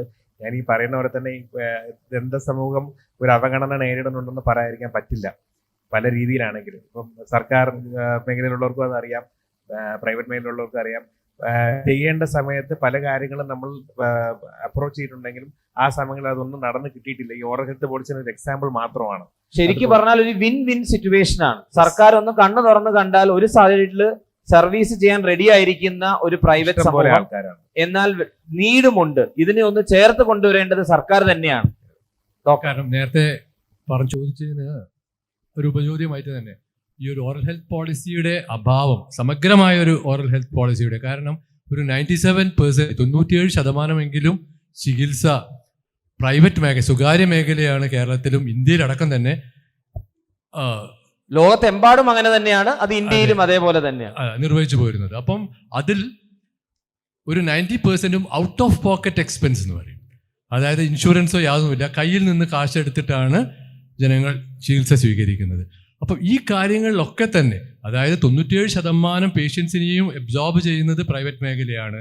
അതിൽ തന്നെ ജനങ്ങൾക്ക് ഔട്ട് ഓഫ് പോക്കറ്റ് എക്സ്പെൻസ് നേരിടേണ്ടി വരുന്നു. ഈ ഒരു അവസരത്തിൽ പ്രൈവറ്റ് മേഖലയെ സഹായിക്കാൻ ഗവൺമെൻറ്റിൻ്റെ ഭാഗത്തു നിന്ന് ശക്തമായ രീതിയിലുള്ള ഇടപെടലുകൾ വേണ്ടതല്ലേ എന്നാണ് ഞാൻ ചോദിക്കുന്നത്. കാരണം അത് ഒരു ജനസേവനം കൂടിയാണ്. കാരണം ജനങ്ങൾക്ക് ഇത്രയധികം സർവീസ് നൽകുന്ന ഒരു മേഖല private dental sector, plus out of pocket expense കാരണം ജനങ്ങളെ കഷ്ടപ്പെടുത്തുന്ന ഒരു രീതിയാണ് ഇപ്പോഴത്തെ ദന്ത ട്രീറ്റ്മെൻറ്റ് എന്ന് പറയുന്നത്. അവർക്ക് കയ്യിൽ നിന്ന് കാശെടുക്കേണ്ടി വരുന്നു. അപ്പോൾ അവിടെ ഒരു ഇൻഷുറൻസ്, ഒരു പ്രായോഗികമായിട്ടുള്ള ഒരു പ്രാക്ടിക്കൽ ഇൻഷുറൻസ് നൽകേണ്ട ഒരു ഉത്തരവാദിത്വം ഗവൺമെൻറ്റിനില്ലേ? അതുപോലെ ഈ പ്രൈവറ്റ് ഡെന്റൽ മേഖലയെ ശക്തിപ്പെടുത്താനുള്ള എന്തെങ്കിലുമൊക്കെ ഇടപെടലുകൾ ഗവൺമെൻറ്റിന് വേണ്ടി, അവിടെയൊക്കെ ഈ സമഗ്രമായ രീതിയിൽ ഒരു ഓറൽ ഹെൽത്ത് പോളിസി ഉണ്ടെങ്കിൽ അത് സഹായിക്കില്ലേ എന്ന്. അതുപോലെ തന്നെ പ്രിവെൻറ്റീവ് കെയറിന് വേണ്ടിയിട്ടുള്ള അവബോധം, ഇതിനൊക്കെ ഫണ്ട് അലോക്കേഷൻ വേണമെങ്കിൽ ആദ്യം ഒരു പോളിസി വേണ്ടേ? അപ്പം അതിൻ്റെ ഒരു അഭാവം വല്ലാത്ത രീതിയിൽ നിഴലിക്കുന്നുണ്ട് എന്നാണ് എനിക്ക് തോന്നുന്നത്. സ്റ്റാർട്ടിംഗ് പോയിന്റ് ഒരു പോളിസി അല്ലേ എന്നാണ് ചോദ്യം. നമ്മുടെ കൂടെ സർക്കാരിൽ വർക്ക് ചെയ്യുന്ന ഡോക്ടർ മിലി ജെയിംസ് ഇവിടെയുണ്ട്. ഡോക്ടർക്ക് എന്താണ് ഈ കാര്യത്തിൽ പറയാനുള്ളത്? ഇപ്പോൾ ഇവിടെ സൂചിപ്പിച്ചതുപോലെ പ്രൈവറ്റും നമ്മുടെ സർക്കാർ മേഖലയും തമ്മിലുള്ളൊരു ബ്രിഡ്ജിങ്, അതിൽ ഒരു പദ്ധതി ഓൾറെഡി ഉണ്ടായിട്ടുണ്ട്, മന്ദഹാസം. അതിൽ ഒത്തിരി പ്രൈവറ്റ് ക്ലിനിക്കുകളും പ്രൈവറ്റ് ഡെന്റൽ കോളേജുകളും എൻറോൾ ചെയ്ത്, അത് ശരിക്കും സാമൂഹ്യക്ഷേമ വകുപ്പിൻ്റെ കീഴിലുള്ളൊരു പ്രോജക്റ്റ് ആയിരുന്നു. അത് 60 വയസ്സിന് മുകളിലുള്ളവർക്ക് മുഴുവൻ പല്ല് സെറ്റ് വെക്കുന്നതിനുള്ള പദ്ധതി. അതിൽ ഒത്തിരി പ്രൈവറ്റ് ഡെന്റിസ്റ്റുകളും അതുപോലെ തന്നെ പ്രൈവറ്റ് ഡെന്റൽ കോളേജുകളും അതിൽ എൻറോൾ ചെയ്യുകയും, അതുപോലെയുള്ള പ്രോജക്റ്റുകൾ ശരിക്കും പറഞ്ഞാൽ ഒരു തുടക്കമാണ്. അത് ട്രയൽ ആൻഡ് എറർ ബേസിസിൽ ഇഫ് ഇറ്റ് ഇസ് നല്ല ഒരു വിജയത്തിൽ എത്തുകയാണെന്നുണ്ടെങ്കിൽ ഇനിയും അതുപോലെയുള്ള കാര്യം, സർക്കാർ ആശുപത്രികൾ അല്ലെങ്കിൽ തന്നെയും ഓവർ ബേർഡൻഡ് ആണ്. നമുക്ക് താങ്ങാൻ ആവുന്നതിലപ്പുറം പേഷ്യൻ്റ് നമുക്കുണ്ട്. കാര്യം മനുഷ്യന് ജീവൻ ഒന്നേ ഉള്ളൂ, പല്ല് 32 ഉണ്ട്, 32,000 പ്രശ്നങ്ങളുമുണ്ട്. എല്ലാം കൂടെ ഒരു 8 മണി മുതൽ 1 മണി വരെ ഇരുന്ന് നമ്മുടെ ഒ പിയിൽ ഒരു 100 പേഷ്യൻറ്റിനെ നോക്കി തീർക്കാനേ പറ്റൂ. മാക്സിമം പോയാൽ 30 അല്ലെങ്കിൽ 40 ചികിത്സ കൊടുക്കാം. അതിൽ തന്നെ എത്ര എണ്ണം? അപ്പോൾ നമുക്ക് ലിമിറ്റേഷൻ ഉണ്ട്. ആ ബാക്കിയുള്ള രോഗികൾക്ക് ചികിത്സ അവർ അർഹിക്കുന്നുണ്ട്.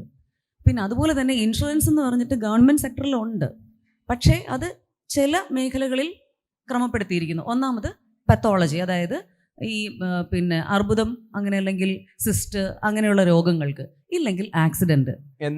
എന്നാൽ ഭൂരിഭാഗം ഡെന്റൽ കെയറും തൽക്കാലം ഇൻഷുറൻസിൽ നിന്നും പുറത്താണ്. പല്ലെടുക്കുന്നത്, ഇമ്പാക്ഷൻ സർജിക്കൽ, അങ്ങനെയുള്ളതിനൊക്കെ ഈ പറയുന്ന RSBY എന്ന് പറഞ്ഞൊരു ഇതിൽ കവറേജ് ഉണ്ട്. അത് നമ്മുടെ ചികിത്സാ കാർഡിൽ കവറേജ് ഉണ്ട്. പക്ഷേ അഡ്മിറ്റ് ചെയ്ത് ചെയ്യണം. അത് നമ്മുടെ ഗവൺമെൻറ് സെക്ടറിലുണ്ട്. പക്ഷെ അത് ഈ പറഞ്ഞ പോലെ പ്രൈവറ്റ് മേഖലയിൽ അതിനേക്കാൾ ഉപരി കൂടുതലും ഈ സ്മൈൽ ഡിസൈനിങ്, അതുപോലെ ഓരോരുത്തരുടെയും പേഴ്സണാലിറ്റി ഡെവലപ്പ് ചെയ്യുന്ന രീതിയിലുള്ള ഒത്തിരി നല്ല ചികിത്സകൾ ചെയ്യുന്നു. പക്ഷെ അതൊന്നും തന്നെ ഇപ്പോഴും നമ്മുടെ രാജ്യത്ത് ഇൻഷുറൻസിൽ കവേർഡ് അല്ല. അതിന് പക്ഷേ പല ശ്രമങ്ങൾ ഇപ്പം നടക്കുന്നുണ്ടെന്നാണ് കേട്ടത് കേന്ദ്ര ഗവൺമെൻറ്റിൻ്റെ ഭാഗത്തുനിന്ന്. അതൊക്കെ അതിന് ശരിക്കും നമ്മുടെ ഭാഗത്തുനിന്ന്, അതായത് IDA നേതൃത്വം എന്നുദ്ദേശിക്കുന്നത് സംസ്ഥാന ഘടകം മാത്രമല്ല, നാഷണൽ ലെവലിലാണ് അവർക്ക് ഏറ്റവും എളുപ്പം ചെയ്യാൻ കഴിയുന്നത്. കാര്യം എങ്കിൽ അവിടെ ഒരു മാറ്റം വരികയാണ്. അവിടെ ശ്രമിക്കുകയാണെങ്കിൽ സെൻട്രൽ ഗവൺമെൻറ്റുമായിട്ട് ചേർന്ന് ഈ പറയുന്ന ഡിസ്കഷനുകളിൽ IDA, അതായത് ഇന്ത്യൻ ഡെന്റൽ അസോസിയേഷൻ നാഷണൽ പങ്കാളിയാകുകയാണെങ്കിൽ ഇന്ത്യ മുഴുവൻ മാറ്റം വരുന്ന രീതിയിലുള്ള നിയമനിർമ്മാണങ്ങളും പോളിസി ഡിസിഷൻസും മാറ്റങ്ങളും വരുത്താൻ കഴിയും എന്നാണ് എൻ്റെ വിശ്വാസം. മാറ്റങ്ങൾ വരും എന്നുള്ള ശുഭാപ്തി വിശ്വാസമാണ്. തീർച്ചയായിട്ടും ഈ ഒരു പർട്ടിക്കുലർ പോയിന്റായിട്ട് ബന്ധപ്പെട്ട് തന്നെയാണ് ഇപ്പം ഡോക്ടർ ദിനേശ് പറഞ്ഞു, ഡോക്ടർ മിലി പറഞ്ഞുമായി ബന്ധപ്പെട്ട കാര്യങ്ങളൊക്കെ തന്നെ. അതായത് നമ്മുടെ ഇവിടെയുള്ള രോഗികൾക്ക് പോക്കറ്റിൽ നിന്ന് പൈസ കൊടുക്കേണ്ട അവസ്ഥ, കോസ്റ്റ്ലി ട്രീറ്റ്മെൻറ്റ് അവർക്ക് പലപ്പോഴും ആവശ്യമുണ്ടെങ്കിലും അവർക്ക് അഫോർഡ് ചെയ്യാൻ പറ്റാത്ത അവസ്ഥ.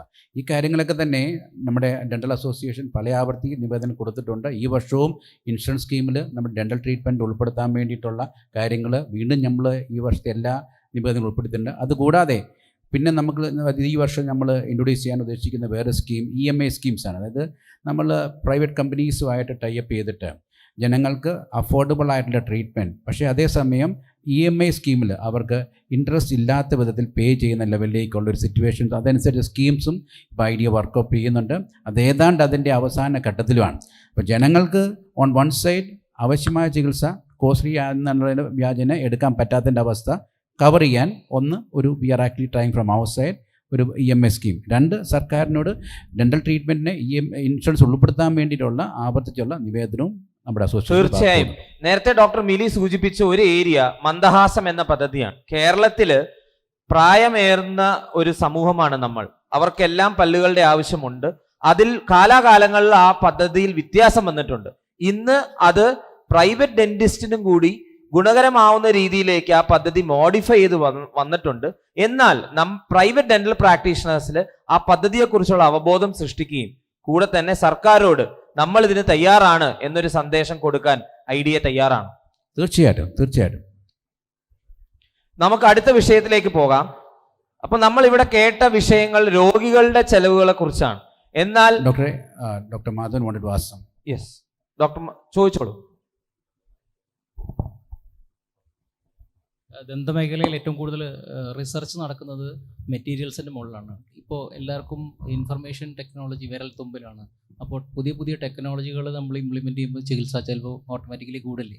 അത് നമ്മുടെ സാധാരണക്കാർക്ക് ആ ചികിത്സകൾ ലഭ്യമാക്കണ്ടേ. അപ്പോൾ അതിൽ ഡെൻ്റൽ ക്ലിനിക്ക് പ്രത്യേകിച്ച് 97% പ്രൈവറ്റ് മേഖലയിലാകുമ്പോൾ ആ ചികിത്സകൾ സാധാരണക്കാർക്ക് കൊടുക്കുമ്പോൾ ചിലവ് കയറില്ലേ. തീർച്ചയായിട്ടും. അപ്പൊ ഡോക്ടർ പറഞ്ഞത് ചെലവേറുന്നതിന് പല കാരണങ്ങളിൽ ഒന്ന് ന്യൂവർ അഡ്വാൻസ്മെന്റ്സ് വളരെ പെട്ടെന്ന് സമൂഹത്തിലേക്ക് പെനിട്രേറ്റ് ചെയ്യുന്നതിന്റെ ഒരു കാരണം കൂടി ഉണ്ട്. അപ്പൊ അടുത്ത ഒരു പ്രധാന വെല്ലുവിളി നമ്മൾ നേരിടുന്നത് നമ്മുടെ ഇടയിലുള്ള സ്റ്റുഡൻസിന്റെ അല്ലെങ്കിൽ പുതിയ തലമുറ നേടുന്ന പ്രശ്നങ്ങളാണ്. ഒരുപാട് ഡെന്റിസ്റ്റുമാര് പെർ ഇയർ നമ്മുടെ കൊച്ചു കേരളത്തിൽ നിന്ന് തന്നെ ഇറങ്ങുന്നുണ്ട്. ഏകദേശം 28 ഡെന്റൽ കോളേജുകളായി 2000-ൽ പരം ഡെന്റിസ്റ്റുമാരാണ് പ്രതിവർഷം സമൂഹത്തിലേക്ക് ഗ്രാജുവേറ്റ് ചെയ്ത് ഇറങ്ങുന്നത്. ഇവരുടെ ഒരു പ്രശ്നങ്ങൾ എന്താണ്, പ്രധാന വെല്ലുവിളികൾ എന്താണ്? നമ്മുടെ കൂടെ കുറച്ച് യുവ ഡോക്ടർമാരുണ്ട്, അവരോട് നമുക്ക് ചോദിക്കാം. ആസ് എ യങ് ഡെന്റിസ്റ്റ് എന്താണ് നിങ്ങൾ ഫേസ് ചെയ്യുന്ന challenge? So, a genuine question, after all this discussion and everything, a concern aanu, do we have scope for this field? ഇപ്പം കുറേ ചാലഞ്ചസ് വരുന്നുണ്ട്. ഇപ്പം ഡെന്റിസ്ട്രിയിൽ റോബോട്ടിക്സ് വരുന്നുണ്ട്, ഡെന്റിസ്ട്രി റിലേറ്റഡ് വിത്ത് AI വരുന്നുണ്ട്. അപ്പം as human source of treatment, do we have any more scope or further challenges? ഡോക്ടറിന്റെ ആ ഒരു ടെൻഷൻ പാൽപ്പബിൾ ആണ്. ഡോക്ടർ ചോദിക്കുന്നത് ഞങ്ങൾക്ക് പ്രാക്ടീസ് ചെയ്യാൻ ഇവിടെ ഇടമുണ്ടോ എന്നാണ്. ഡോക്ടർ ഈപ്പൻ. തീർച്ചയായിട്ടും നമ്മൾ പഠിച്ച് ഇറങ്ങുന്ന നമ്മുടെ ദന്തശാസ്ത്രത്തെക്കുറിച്ച് പരിജ്ഞാനമുണ്ടെങ്കിൽ, നിങ്ങൾക്ക് പ്രാക്ടീസ് ചെയ്യാനായിട്ടുള്ള അടിസ്ഥാനമായ സ്കില്ലുണ്ടെങ്കിൽ അതനുസരിച്ച് ഓപ്പർച്യൂണിറ്റീസ് ഇപ്പോഴും ഉണ്ട്, ഇല്ല എന്നുള്ളതല്ല. പിന്നെ പ്രാക്ടീസ് മാത്രമല്ല, നമ്മുടെ ഒരു ഡെന്റിസ്ട്രി പഠിച്ചിറങ്ങിയാൽ നമുക്കുള്ള ഒരു ഫീൽഡ് അല്ലെങ്കിൽ കരിയേഴ്സ് ഇൻ ഡെന്റിസ്ട്രി എന്ന് പറഞ്ഞു കഴിഞ്ഞാൽ, നിങ്ങൾക്ക് ഒരു നല്ല വാക്ചാതുര്യ വ്യക്തിയാണെങ്കിൽ പോസ്റ്റ് ഗ്രാജുവേഷന് പോകാം. അതിനുശേഷം അക്കാഡമിക്സിൽ വേണമെങ്കിൽ നമുക്ക് ടീച്ചിങ് പ്രൊഫഷൻ എടുത്ത് പോകാം. അതല്ല, നിങ്ങൾക്ക് റിസർച്ച് ഓറിയൻറ്റഡ് ആക്ടിവിറ്റീസിൽ പോകണമെങ്കിൽ ആ ലെവലിൽ പോകാം. നിങ്ങൾക്ക് വെളിയിലേക്ക് പോകണമെങ്കിൽ അങ്ങനെ പോകാം, ഹയർ സ്റ്റഡീസ് അങ്ങനെ പോകാം. അല്ലാതെ ഒട്ടനവധി കാര്യങ്ങൾ ഇതിനകത്ത് ഓൺടർപ്രനർ ആവണമെങ്കിൽ അങ്ങനെ ആവാം. സോ പ്രാക്ടീസ് മാത്രമല്ല ഒരു ഡെന്റിസ്ട്രി പഠിച്ച് പാസ്സാകുന്ന ഒരു വിദ്യാർത്ഥിക്ക് മുന്നോട്ടുള്ള ഒരു കാരിയർ. പിന്നെ തീർച്ചയായിട്ടും നേരത്തെ പറഞ്ഞു, അഡിക്വേറ്റ് സ്കിൽസ്, എക്സ്പെർട്ടീസ്, ഓപ്പർച്യൂണിറ്റീസ് ഉള്ളത് correct. And opportunities won't just come and knock your door. അത് നമ്മൾ തേടണം. അത് കിട്ടിക്കഴിഞ്ഞാൽ തീർച്ചയായിട്ടും അഡിക്വേറ്റ് എക്സ്പീരിയൻസും സ്കില്ലും ഉണ്ടെങ്കിൽ റൈറ്റ് പ്ലേസിലാണെങ്കിൽ നിങ്ങൾക്ക് നന്നായിട്ട് ഫ്ലറിഷ് ചെയ്യാൻ സാധിക്കും. ഡോക്ടർ ബിനു, ഒരു കുറേ വർഷം പ്രൈവറ്റ് ഡെന്റൽ കോളേജ് അധ്യാപകൻ നിലയും ഡെന്റൽ കൗൺസിൽ ഓഫ് ഇന്ത്യയുടെ മെമ്പർ ആയിരുന്ന താങ്കൾക്ക് ഈ പ്രശ്നങ്ങളെക്കുറിച്ച് എന്താണ് പറയാനുള്ളത്? എന്താണ് കാരണം ഇത്രയും അൺഎംപ്ലോയ്മെന്റ് ഇൻ ഡെന്റിസ്റ്റ് കൂടാൻ ഉള്ള കാരണങ്ങളും നമുക്ക് എന്തെങ്കിലും സൊല്യൂഷൻസ് ആ കാര്യത്തിലേക്ക് സൂചിപ്പിക്കാനുണ്ടോ? ഒന്നാമത് 27 ഡെന്റൽ കോളേജസ് കേരളത്തിലുണ്ട്. അതിൽ 20ഓളം ഡെന്റൽ കോളേജ് പ്രൈവറ്റ് മേഖലയിലാണ്. അപ്പോൾ ഒരു വർഷം തന്നെ ഒരു കോളേജിൽ നിന്ന് ഇറങ്ങുന്നത് 300-ൽ പരം PG പോസ്റ്റ് ഗ്രാജുവേറ്റ് സ്റ്റുഡൻസ് വേറെയുണ്ട്. 6000-ൽ പേരിൽ കുട്ടികളാണ് പുറത്തിറങ്ങുന്നത്. അപ്പോൾ അവർക്ക് എല്ലാവർക്കും പ്രാക്ടീസ് ചെയ്യാനുള്ള സ്ഥലവും കാര്യങ്ങളും ഒന്നും കണ്ടുപിടിക്കാൻ ബുദ്ധിമുട്ടുണ്ട്. അപ്പം ഇപ്പൻ സാറ് കറക്റ്റ്ലി പറഞ്ഞ പോലെ, if you have A passion, നിങ്ങൾക്ക് അതിനുള്ളൊരു ശ്രമമുണ്ടെങ്കിൽ opportunity won't come and knock your door.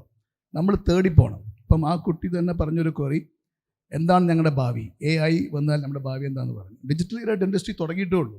നമുക്ക് നമ്മുടെ മുമ്പിൽ സ്കോപ്പ് വാസ്റ്റാണ്. നമുക്ക് നമ്മൾ പറഞ്ഞു കൊടുക്കുന്ന AI ചെയ്യാൻ പറ്റുള്ളൂ. അപ്പോൾ നമ്മളാണ് AI ഡോമിനേറ്റ് ചെയ്യുന്ന ആൾക്കാർ. അപ്പോൾ സ്കോപ്പ് ഇസ് സ്റ്റിൽ ദെയർ. നമുക്ക് ആ പാഷൻ വേണം, വർക്ക് ചെയ്യാനുള്ള ഇൻറ്റൻസിറ്റി വേണം, ഇൻറ്റഗ്രിറ്റി വേണം. ആ ഒരു സ്പോർട്സ്മാൻ സ്പിരിറ്റ് ഉണ്ടെങ്കിൽ everything will happen. Future is still lucrative. എന്നാൽ ഈ സെക്ടറിലുള്ള എംപ്ലോയബിലിറ്റി കുറവാണെന്നുള്ള സന്ദേശം രക്ഷിതാക്കൾക്കുണ്ട് എന്ന് ഡോക്ടർ ചേർന്ന് തോന്നുന്നുണ്ടോ? ഡെന്റൽ കോളേജിലേക്ക് BDS ജോയിൻ ചെയ്യിപ്പിക്കുന്ന രക്ഷിതാക്കളെ കുറിച്ചാണ് എൻ്റെ ചോദ്യം. എൻ്റെ മകളോ മകനോ എന്ത് ചെയ്യണം എന്ന് ചിന്തിക്കുമ്പോൾ നാളത്തെ രക്ഷിതാവും ഡെന്റിസ്ട്രി ഒരു ഓപ്ഷൻ ചിന്തിക്കണം. രണ്ടു വട്ടം ചിന്തിക്കേണ്ടി വരും, ഒന്ന് വിടണോ വേണ്ടയോ എന്നുള്ളത് ചുരുക്കി പറഞ്ഞാൽ. കാരണം ഈ കൊച്ചു കേരളത്തിൽ 30-നടുത്ത് ഡെന്റൽ കോളേജുകളുണ്ട്.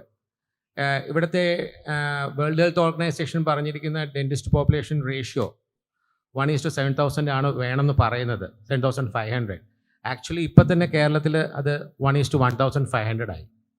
അന്നേരം ഈ പഠിച്ചിറങ്ങി വരുന്ന പിള്ളേർക്ക് എല്ലാവർക്കും ഈ പറഞ്ഞ റേഷ്യോയിലൊന്നും കിട്ടത്തില്ല. മാത്രമല്ല ഇവിടെ ക്ലിനിക്കൽ എസ്റ്റാബ്ലിഷ്മെൻറ്റ് ബില്ലിൽ ഇപ്പം രജിസ്റ്റർ ചെയ്തിരിക്കുന്ന ഡെന്റൽ ക്ലിനിക്കുകളുടെ എണ്ണം തന്നെ 16,000 ഉണ്ട്. എല്ലാ കേരളത്തിലെ മുക്കിലും മൂലയിലും 5-6 ക്ലിനിക്കും ഉണ്ട്. അന്നേരം അങ്ങനെയാണ് ഇരിക്കുന്നത്. അന്നേരം അത് രക്ഷിതാക്കൾ മനസ്സിലാക്കണം എന്ന് തന്നെയാണ് എനിക്ക് പറയാനുള്ളത്. Thank you. ഇത്രയേറെ പ്രശ്നങ്ങളുണ്ടെങ്കിലും ഈ ഡെന്റിസ്റ്റുമാരെല്ലാം നല്ലോണം കാശുണ്ടാക്കുന്നുണ്ടല്ലോ ഡോക്ടറെ. അപ്പൊ യുവതലമുറ വിഷമിക്കേണ്ടതുണ്ടോ?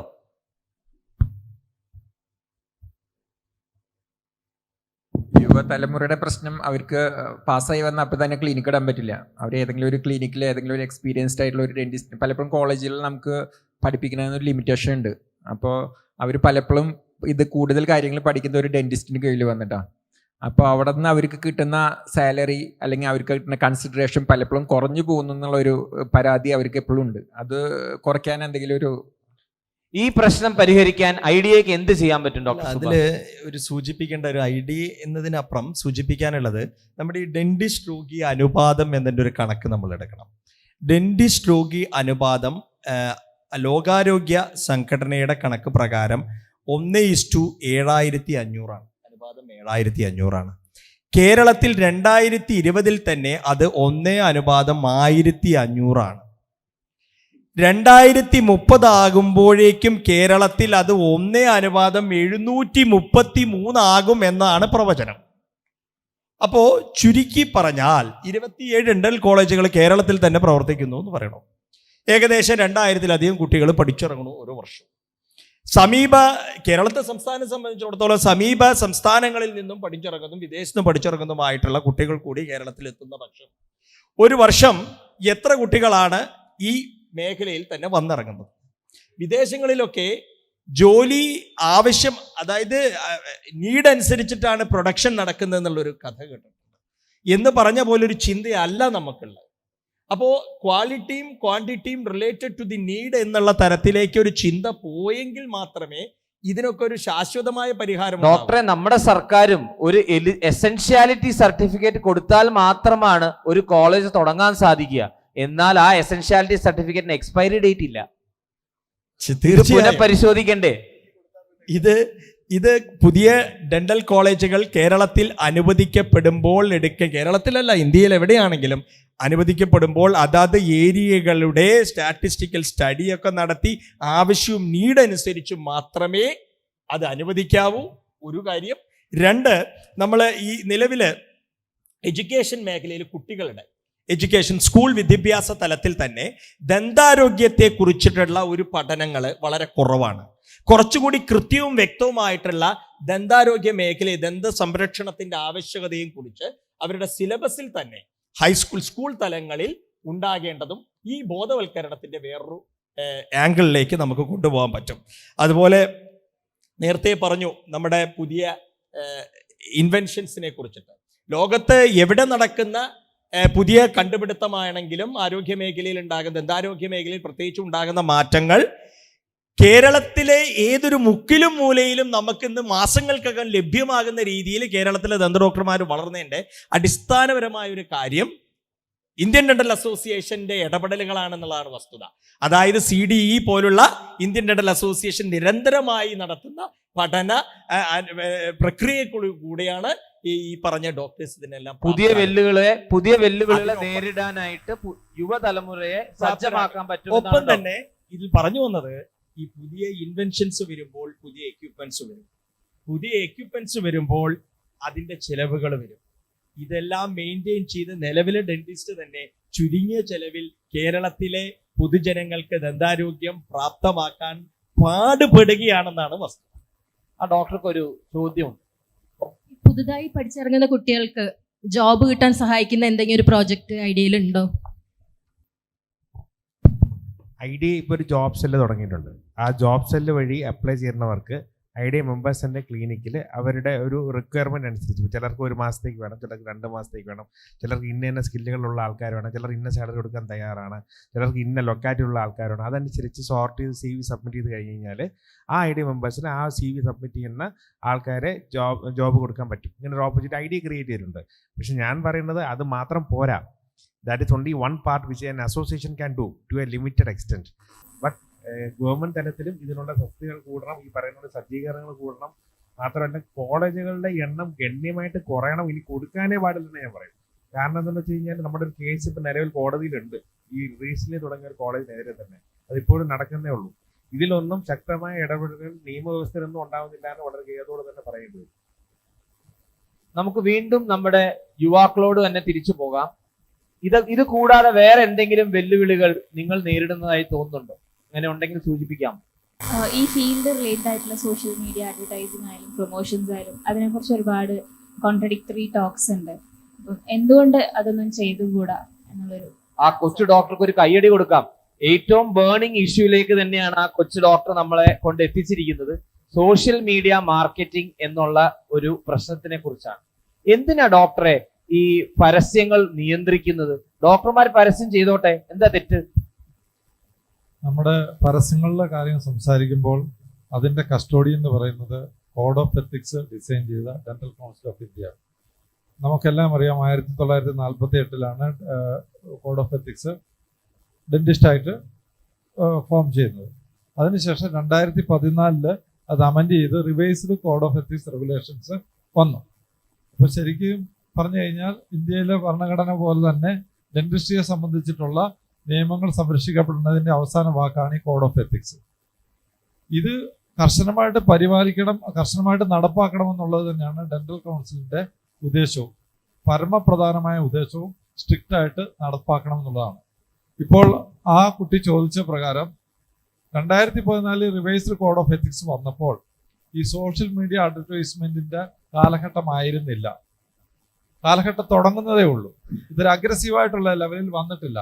അതുകൊണ്ട് തന്നെ സോഷ്യൽ മീഡിയ അഡ്വർടൈസ്മെന്റിനെ പ്രിവെന്റ് ചെയ്യാനുള്ള മെത്തേഡ്സ് ഈ റിവൈസ്ഡ് കോഡ് ഓഫ് എത്തിക്സിൽ ഉൾപ്പെടുത്താനായിട്ട് സാധിച്ചിട്ടില്ല. എങ്കിൽ പോലും കേരള ഡെന്റൽ കൗൺസിൽ സബ്സിഡറി പാർട്ടാണ് ഡെന്റൽ കൗൺസിൽ ഓഫ് ഇന്ത്യയുടെ. ഞങ്ങൾക്കൊരു എത്തിക്സ് കമ്മിറ്റി ഉണ്ട്.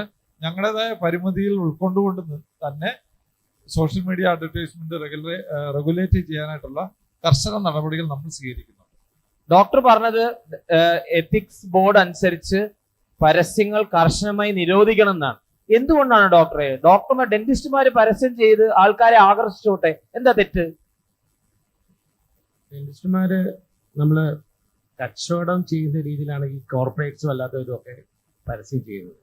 സാധാരണ ഡെന്റിസ്റ്റുകൾ ഒരു സർവീസ് ചെയ്യുമ്പോഴേക്കും അവർ പുതിയ ട്രീറ്റ്മെന്റ്സ് എന്തൊക്കെയാണ് ഉള്ളതെന്നുള്ളത് തീർച്ചയായിട്ടും അവർക്ക് അറിയിക്കാം, കുഴപ്പമൊന്നുമില്ല. പക്ഷെ പലപ്പോഴും മത്സരം മൂത്ത് കഴിയുമ്പോഴേക്കും ഈ വലിയ വലിയ ഫ്ലെക്സ് ബോർഡ്സ്, ബിൽ ബോർഡ്സ് ഒക്കെ രീതിയിൽ ഈ കോർപ്പറേറ്റ്സ് ചെയ്യുന്നതിനോട് സേവനം ചെയ്യുന്ന ഒരു ഡെന്റിസ്റ്റിന് മാർക്കറ്റ് ചെയ്യാനായിട്ടോ അങ്ങനെ ചെയ്യാനോ പറ്റുകയില്ല. അതൊരു അൺഈവൻ ആയിട്ടുള്ളൊരു മാർക്കറ്റിംഗ് ആയിരിക്കും അവിടെ ഉണ്ടാകുകയുന്നുണ്ട്. ഇപ്പൊ ഡോക്ടർ പറയുന്നത് ഇവിടെ 2 നീതി ഉണ്ടെന്നാണ്. സാധാരണ ഡെന്റിസ്റ്റിന് ഒരു നീതി, കോർപ്പറേറ്റിന് ഒരു നീതി, അങ്ങനെയാണോ? ഡോക്ടർ ചെറും പറയുന്നതിനോട് ഞാൻ പൂർണ്ണമായിട്ട് യോജിക്കുന്നു. കാരണം ഒരു അമിതമായിട്ടുള്ള ഒരു അഡ്വർടൈസ്മെന്റ് കോർപ്പറേറ്റ്സിനെ കൊണ്ട് പറ്റും. കാരണം അവർ അതിൽ ഇൻവെസ്റ്റ് ചെയ്യുന്ന എമൗണ്ട് എന്ന് പറയുന്നത് ഒരു സാധാരണ ഡെന്റിസ്റ്റിനെ പിടിച്ചു നിൽക്കാൻ പറ്റുന്ന ലെവലിലുള്ളതല്ല. അതുകൊണ്ട് തന്നെ അവർ ഓവറായിട്ട് പൈസ ഇറക്കി അതുപോലെ വലിയ വലിയ തോതിലുള്ള ഒരു അഡ്വർടൈസ്മെന്റ് വരുമ്പോൾ ഒരു ലെവൽ പ്ലേയിങ് ഫീൽഡ് സാധാരണ ഡെന്റിസ്റ്റുമാർക്ക് നഷ്ടപ്പെടുന്നു എന്നുള്ളത് ഒരു സത്യം തന്നെയാണ്. അതുകൊണ്ട് തന്നെ കേരള ഡെന്റൽ കൗൺസിൽ, നിങ്ങൾക്കെല്ലാം അറിയാം, ഈ അടുത്തിടെ സംഭവിച്ച സംഭവവികാസങ്ങൾ വെച്ച് ഇതുപോലുള്ള കോർപ്പറേറ്റ്സിന്റെ അമിതമായ പരസ്യ പ്രചാരണങ്ങൾക്ക് ഡെന്റൽ കൗൺസിൽ കർശനമായ നടപടികൾ എടുക്കുകയും താൽക്കാലികമായി രജിസ്റ്ററിൽ നിന്ന് നീക്കം ചെയ്യുന്ന നടപടികൾ വരെ കർശനമായിട്ട് എടുത്ത് അത് മീഡിയയിൽ വരികയും ചെയ്തതാണ്. അതാണ് ഡെന്റൽ കൗൺസിലിനെ ഇക്കാര്യത്തിൽ എടുത്തിരിക്കുന്ന നിലപാട്. IDA സെക്രട്ടറിക്ക് ഈ വിഷയത്തിൽ എന്താണ് പറയാനുള്ളത്? അഡ്വർടൈസിങ് അനുവദിച്ചൂടെ? കോർപ്പറേറ്റ്സിനാകാമെങ്കിൽ ഇൻഡിവിജ്വൽ ഡെന്റിസ്റ്റിനും ആയിക്കൂടെ? തീർച്ചയായിട്ടും. ഞാൻ വേറൊരു സിനാരിയോ പറയട്ടെ. പരസ്യം ചെയ്യാൻ അനുവദിച്ചു എന്ന് വിചാരിക്കുക. ഓക്കെ, ഒരു സാധാരണക്കാരൻ ഒരു ഡെന്റൽ ക്ലിനിക്ക് ഇടുന്നു, പരസ്യം കൊടുക്കുന്നു. അവൻ അതിന്റെ പിറകെ നടക്കാനുള്ള വോട്ടർ പ്രൊട്ടക്ഷനും തന്നെ വലിയതാണ്, ലൈസൻസ് ഉൾപ്പെടെയുള്ള. പരസ്യം കൊടുത്തു എന്ന് വയ്ക്കുക, ഒരു പരസ്യം കൊടുത്തു. ഇന്നത്തെ കാലത്ത് ഒരു പരസ്യം കൊടുക്കുന്ന എളുപ്പമുള്ള കാര്യമൊന്നുമല്ല. അതിൻ്റെതായ ചെലവും കാര്യങ്ങളും സോഷ്യൽ മീഡിയക്കാണെങ്കിൽ പോലും ഉണ്ട്. ഇത് ഇങ്ങനെ ഒരു നിയമമായി കഴിഞ്ഞാൽ what is a magnitude corporate to advertising? നമുക്ക് പിടിച്ചു നിൽക്കാൻ പോലും പറ്റില്ല. നമ്മൾ ഒന്ന് ചെയ്യും, രണ്ട് ചെയ്യും, തീരും. അതുകൊണ്ട് സമൂഹത്തിന് എന്തെങ്കിലും പ്രശ്നമുണ്ടോ? എന്താണ് ആ പ്രശ്നം? കൊണ്ട് സമൂഹത്തിന് പ്രശ്നമുണ്ട്. തെറ്റിദ്ധരിപ്പിക്കുന്ന രീതിയിലുള്ള പ്രോമിസസ് വരുന്നുണ്ട്. കമ്പിയുടെ കാലം കഴിഞ്ഞു എന്ന് പറയുന്നുണ്ട്. ഒരു ചികിത്സയ്ക്ക് ഒരു സാഹചര്യത്തിന് പല ചികിത്സാ രീതികളുണ്ട്. ഒരു ഹാർട്ട് അറ്റാക്ക് വന്നു, അതിന് ആൻജിയോപ്ലാസ്റ്റി ചെയ്യാം, ബൈപ്പാസ് ചെയ്യാം, അങ്ങനെയുള്ള പല രീതികളുണ്ട്. എല്ലാത്തിനും ആൻജിയോപ്ലാസ്റ്റി ചെയ്യാൻ പറ്റില്ല, എല്ലാത്തിനും ബൈപ്പാസ് ചെയ്യാൻ പറ്റില്ല. അപ്പോൾ ഓരോ സാഹചര്യത്തിനും ഉതകുന്ന ചികിത്സാ രീതി അവിടെ കൊടുക്കാൻ പറ്റുള്ളൂ. അല്ലാതെ ഇന്ന ചികിത്സാ രീതി മാത്രമേ ചെയ്യാവൂ, ഇത് അറിയാത്തവർ എല്ലാം കഴിവില്ലാത്തവരാണ്, വിവരമില്ലാത്തവരാണെന്ന് പറഞ്ഞിരിക്കുന്ന അഡ്വർടൈസിങ് ദോഷം തന്നെയല്ലേ? ഡോക്ടർ ചോദിക്കും. പുതിയ ആൾക്കാർ ഐഡിയയിലേക്ക് വിളിക്കുമ്പോൾ അവർ അതാ പറയുന്നത്, ഐഡിയയിൽ വന്നു കഴിഞ്ഞാൽ ഞങ്ങൾക്ക് പരസ്യം ചെയ്യാൻ പറ്റില്ല, പുറത്തുള്ളവർക്ക് പരസ്യം ചെയ്യാൻ പറ്റുന്നുണ്ടല്ലോ. അല്ല, ഇത് ഈ ഒരു കുട്ടി ചോദിച്ചത് സോഷ്യൽ മീഡിയ ബന്ധപ്പെട്ടുള്ള കാര്യങ്ങളാണ്. അതിനെക്കുറിച്ച് മനസ്സിലാക്കേണ്ട കാര്യം, ചർച്ച വേറെ വഴിക്ക് പോയി. അതായത് കോർപ്പറേറ്റുകൾക്കാകാം, ബാക്കിയുള്ളവർക്കാകാൻ പറ്റില്ല. അങ്ങനെയല്ല. കോർപ്പറേറ്റുകൾക്കാണേലും അല്ലാത്തവർക്കാണേലും നിയമം എല്ലാവർക്കും ഒരേപോലെ തന്നെയാണ്. നിയമം കാറ്റിൽ പറത്തി കോർപ്പറേറ്റുകൾ അവരുടെ സാമ്പത്തികമായ അതിപ്രസരം കൊണ്ട് കാട്ടിക്കൂട്ടുന്ന തോന്നിയാസങ്ങൾക്ക് ഒരു പരിധിവരെ വേണ്ടുന്ന വിധത്തിൽ റെസ്പോണ്ട് ചെയ്യാത്തതിൻ്റെ പ്രശ്നം തന്നെയാണ്. പക്ഷേ അത് വളരെ ഗൗരവമായിട്ട് അസോസിയേഷൻ എടുത്ത് അതേ രീതിയിൽ പരാതി വേണ്ടപ്പെടുന്ന ബോഡികളിൽ കേരള ഡെന്റൽ കൗൺസിൽ അറിയിച്ച് കേരള ഡെന്റൽ കൗൺസിൽ അതിൻ്റെ ഗൗരവം മനസ്സിലാക്കി വേണ്ടുന്ന വിധത്തിൽ നടപടി എടുത്തതിൻ്റെ പുറത്ത് മാത്രമാണ് ഇപ്പോൾ ആ വിധത്തിൽ കാണുന്ന ഹോർഡിങ്സും പലയിടത്തും നിന്നു പോയിട്ടുള്ളത്. അതിനെ ഒന്ന് സിംപ്ലിഫൈ ചെയ്തോട്ടെ. ഡോക്ടർ സൂചിപ്പിക്കുന്നത് 2014 ഡോക്ടർ നേരത്തെ പറഞ്ഞ റെഗുലേഷന് പോലും പല്ല് ഇല്ല എന്നാണോ? കടിക്കാനുള്ള പല്ല് അതിനില്ല എന്നാണോ? ഓക്കെ, അതല്ല. അതിന് മനസ്സിലാക്കേണ്ട കാര്യം, കേരള ഡെന്റൽ കൗൺസിൽ സംബന്ധിച്ചിടത്തോളം അതൊരു സ്റ്റാറ്റ്യൂട്ടറി ബോഡിയാണ്. സ്വമേധയാ ഒരു പരാതി കണ്ടു കഴിഞ്ഞാൽ അതിനെതിരെ നടപടിയെടുക്കാനായിട്ടുള്ള അധികാരം കേരള ഡെന്റൽ കൗൺസിലില്ല. അപ്പോൾ എപ്പോഴും ഒരു പരാതി ആരുടെയെങ്കിലും ഒരു സാധ്യതയോടുകൂടി ലഭിച്ചാൽ മാത്രമേ നിലവിലുള്ള അവരിൽ അടങ്ങിയിരിക്കുന്ന നിക്ഷിപ്തമായിരിക്കുന്ന പവേഴ്സ് വെച്ച് അവർക്ക് ആക്ട് ചെയ്യാൻ സാധിക്കത്തുള്ളൂ. അവിടെയാണ് ഇപ്പോൾ ഈ വർഷം തൊട്ട് ഇന്ത്യൻ അസോസിയേഷൻ വളരെ സ്ട്രോങ് ആയിട്ട് ഒരു എത്തിക്കൽ കമ്മിറ്റി തന്നെ ഫോം ചെയ്ത് സംസ്ഥാന തലത്തിലുള്ള ഇതുപോലുള്ള ഏതെങ്കിലും വിധത്തിൽ അൺഎത്തിക്കൽ ആക്ടിവിറ്റീസ് നമുക്ക് റിപ്പോർട്ട് കിട്ടിക്കഴിഞ്ഞാൽ നമ്മൾ ഉടനടി KDCക്ക് ഫോർവേഡ് ചെയ്യും. അതിങ്ങനെ വന്ന ഒരു തീരുമാനമാണ് ഇപ്പം നിലവിലുള്ള കമ്പിയുടെ കാലം കഴിയാതെ തന്നെയും ചിലരുടെ കാലം കഴിഞ്ഞതും. അപ്പോൾ അങ്ങനെ മുന്നോട്ട് ഈ പോകുന്ന അവസ്ഥയിൽ തീർച്ചയായിട്ടും മെമ്പേഴ്സ് വരികേണ്ട ആവശ്യമില്ല. അസോസിയേഷൻ കൂടെയുണ്ട്. എല്ലാവിധ നിയമങ്ങൾ എല്ലാവർക്കും ഒരേപോലെ തന്നെയാണ് എന്നുള്ള കാര്യം കൂടി ഓർപ്പിക്കുകയാണ്. ഓഡിയൻസിൽ ആ ഡോക്ടർ ചോദിച്ചതിന് ഉത്തരം കിട്ടിയില്ല. IDA മെമ്പർ ആയാൽ പരസ്യം ചെയ്തുകൂടാ, എന്നാൽ പുറത്താണെങ്കിൽ പരസ്യം ചെയ്യാം എന്നുള്ളതാണ് പൊതുവെയുള്ള ധാരണ. അതിന് കാരണവും പറയാം. കാരണം IDA മെമ്പേഴ്സിലേക്ക് നമ്മളെല്ലാം ഈ കഴിഞ്ഞ എത്തിക്കലായിട്ടുള്ള കാര്യങ്ങളും അതിൻ്റെ നിയമവലികളും അവരെ മനസ്സിലാക്കി കൊടുക്കുന്നുണ്ട്, ക്ലാസ് എടുക്കുന്നുണ്ട്. സോ അവരെല്ലാം അതറിഞ്ഞ് മനസ്സിലാക്കി പ്രവർത്തിക്കുന്നവരാണ്. പക്ഷെ ഇതിനെക്കുറിച്ച് അറിയാതെയും അല്ലെ അറിഞ്ഞ് അത് തെറ്റ് ചെയ്യുന്ന ഒത്തിരി ആളുകൾ വെളിയിലുണ്ട്. അത് ഇനി മുതൽ ഇങ്ങനത്തെയുള്ള തോന്നലുകൾ മാറി വരും എന്നുള്ളതാണ് നമുക്ക് അസോസിയേഷൻ്റെ ഭാഗത്ത് പറയാനുള്ളത്. കാരണം അത് IDA മെമ്പർ അല്ലായോ ആയിക്കോട്ടെ, പരാതി കിട്ടിക്കഴിഞ്ഞാൽ എന്തും നമ്മൾ KDCക്ക് ഫോർവേഡ് ചെയ്യുമെന്നുള്ളൊരു ഉറപ്പും അതോടൊപ്പം അതിനെ ഫോളോ അപ്പ് ചെയ്യുകയും നിലവിൽ ഉള്ള 2014 ഗൈഡ്ലൈൻസ് പ്രകാരമുള്ള നടപടിക്രമങ്ങൾക്ക് നമ്മളെപ്പോഴും പ്രഷറൈസ് ചെയ്യും എന്നുള്ള ഉറപ്പും അസോസിയേഷൻ്റെ ഭാഗത്ത് നൽകുന്നു. ഡോക്ടർ നേരത്തെ പറഞ്ഞപ്പോൾ ഈ ചട്ടങ്ങൾ 1948 ആദ്യമായി ഉണ്ടാക്കിയത്. അന്ന് വാട്സാപ്പ് ഇല്ല, സോഷ്യൽ മീഡിയ ഇല്ല. തുടർന്ന് 2014 അത് മാറ്റി. എന്നാൽ അത് പ്രകാരമുള്ള റൂൾസ് വേണ്ടത്രയും മാറിയിട്ടില്ല. ഈ കാര്യങ്ങൾ കുറച്ചും കൂടി പെട്ടെന്നാവാൻ ഒരു ദന്ത സമൂഹത്തിന് എന്താണ് ചെയ്യാൻ പറ്റുക? ഇക്കാര്യത്തിൽ ഡോക്ടർക്ക് തന്നെ അറിയാവുന്ന പോലെ ഇപ്പോൾ ഡെന്റൽ കൗൺസിൽ ഓഫ് ഇന്ത്യ തന്നെ കാഷ് ചെയ്യുന്ന സ്റ്റേജിലാണ് നിൽക്കുന്നത്. ഓൾറെഡി കാഷ്ഡ് ആണ്. നാഷണൽ ഡെന്റൽ കമ്മീഷൻ വന്നു കഴിഞ്ഞു. അപ്പോൾ നമുക്കുള്ള അടുത്ത പ്രതീക്ഷ അതാണ്. അതിൻ്റെ അകത്ത് സോഷ്യൽ മീഡിയ അഡ്വർടൈസ്മെൻറ്റ് പ്രത്യേക ഒരു ഭാഗമായി ഇൻക്ലൂഡ് ചെയ്ത് അതിൻ്റെ സജഷൻസൊക്കെ 2023 അസോസിയേഷനിൽ നിന്ന് തന്നെ ഇന്ത്യ ഗവൺമെൻറ് ആവശ്യപ്പെടുകയും അത് സംസ്ഥാന തലത്തിലും ഓൾ ഇന്ത്യ ലെവലിലും നമ്മൾ സമർപ്പിക്കുകയും ചെയ്തിട്ടുള്ളതാണ്. ആ സോഷ്യൽ മീഡിയ അഡ്വർടൈസ്മെൻറ്റിനുള്ള പ്രോട്ടോകോൾസ് എന്തൊക്കെയാണ്, എന്ത് ചെയ്യാൻ പാടില്ല എന്നുള്ള വ്യക്തമായ നിർദ്ദേശം നാഷണൽ ഡെന്റൽ കമ്മീഷൻ്റെ റൂൾസ് ആൻഡ് റെഗുലേഷൻസ് ഫ്രെയിം ചെയ്യുമ്പോൾ വരുമെന്ന് നമുക്ക് ശുഭാപ്തി വിശ്വാസത്തോടുകൂടി ഇരിക്കാം. തീർച്ചയായും നല്ല വിശ്വാസമാണ്. ആ NDC റെഗുലേഷൻസിലേക്ക് ഐഡിയ എന്തെങ്കിലും നിർദ്ദേശങ്ങൾ കൊടുക്കാൻ ഉദ്ദേശിക്കുന്നോ, കൊടുത്തു കഴിഞ്ഞോ, ഒന്ന് വിവരിക്കാമോ? ഓൾറെഡി ഒരു ഡ്രാഫ്റ്റ് കൊടുത്തു കഴിഞ്ഞു. എന്നാൽ ഒന്നും കൂടി കൊടുക്കാനാണ് ഇപ്പോൾ കഴിഞ്ഞ എക്സിക്യൂട്ടീവ് തീരുമാനിച്ചിരിക്കുന്നത്. അതിനൊരു കമ്മിറ്റി ഫോം ചെയ്യുന്നുണ്ട്. എന്തെങ്കിലും ചോദ്യം ഈ വിഷയങ്ങളിൽ ഓഡിയൻസിൽ നിന്നുണ്ടോ?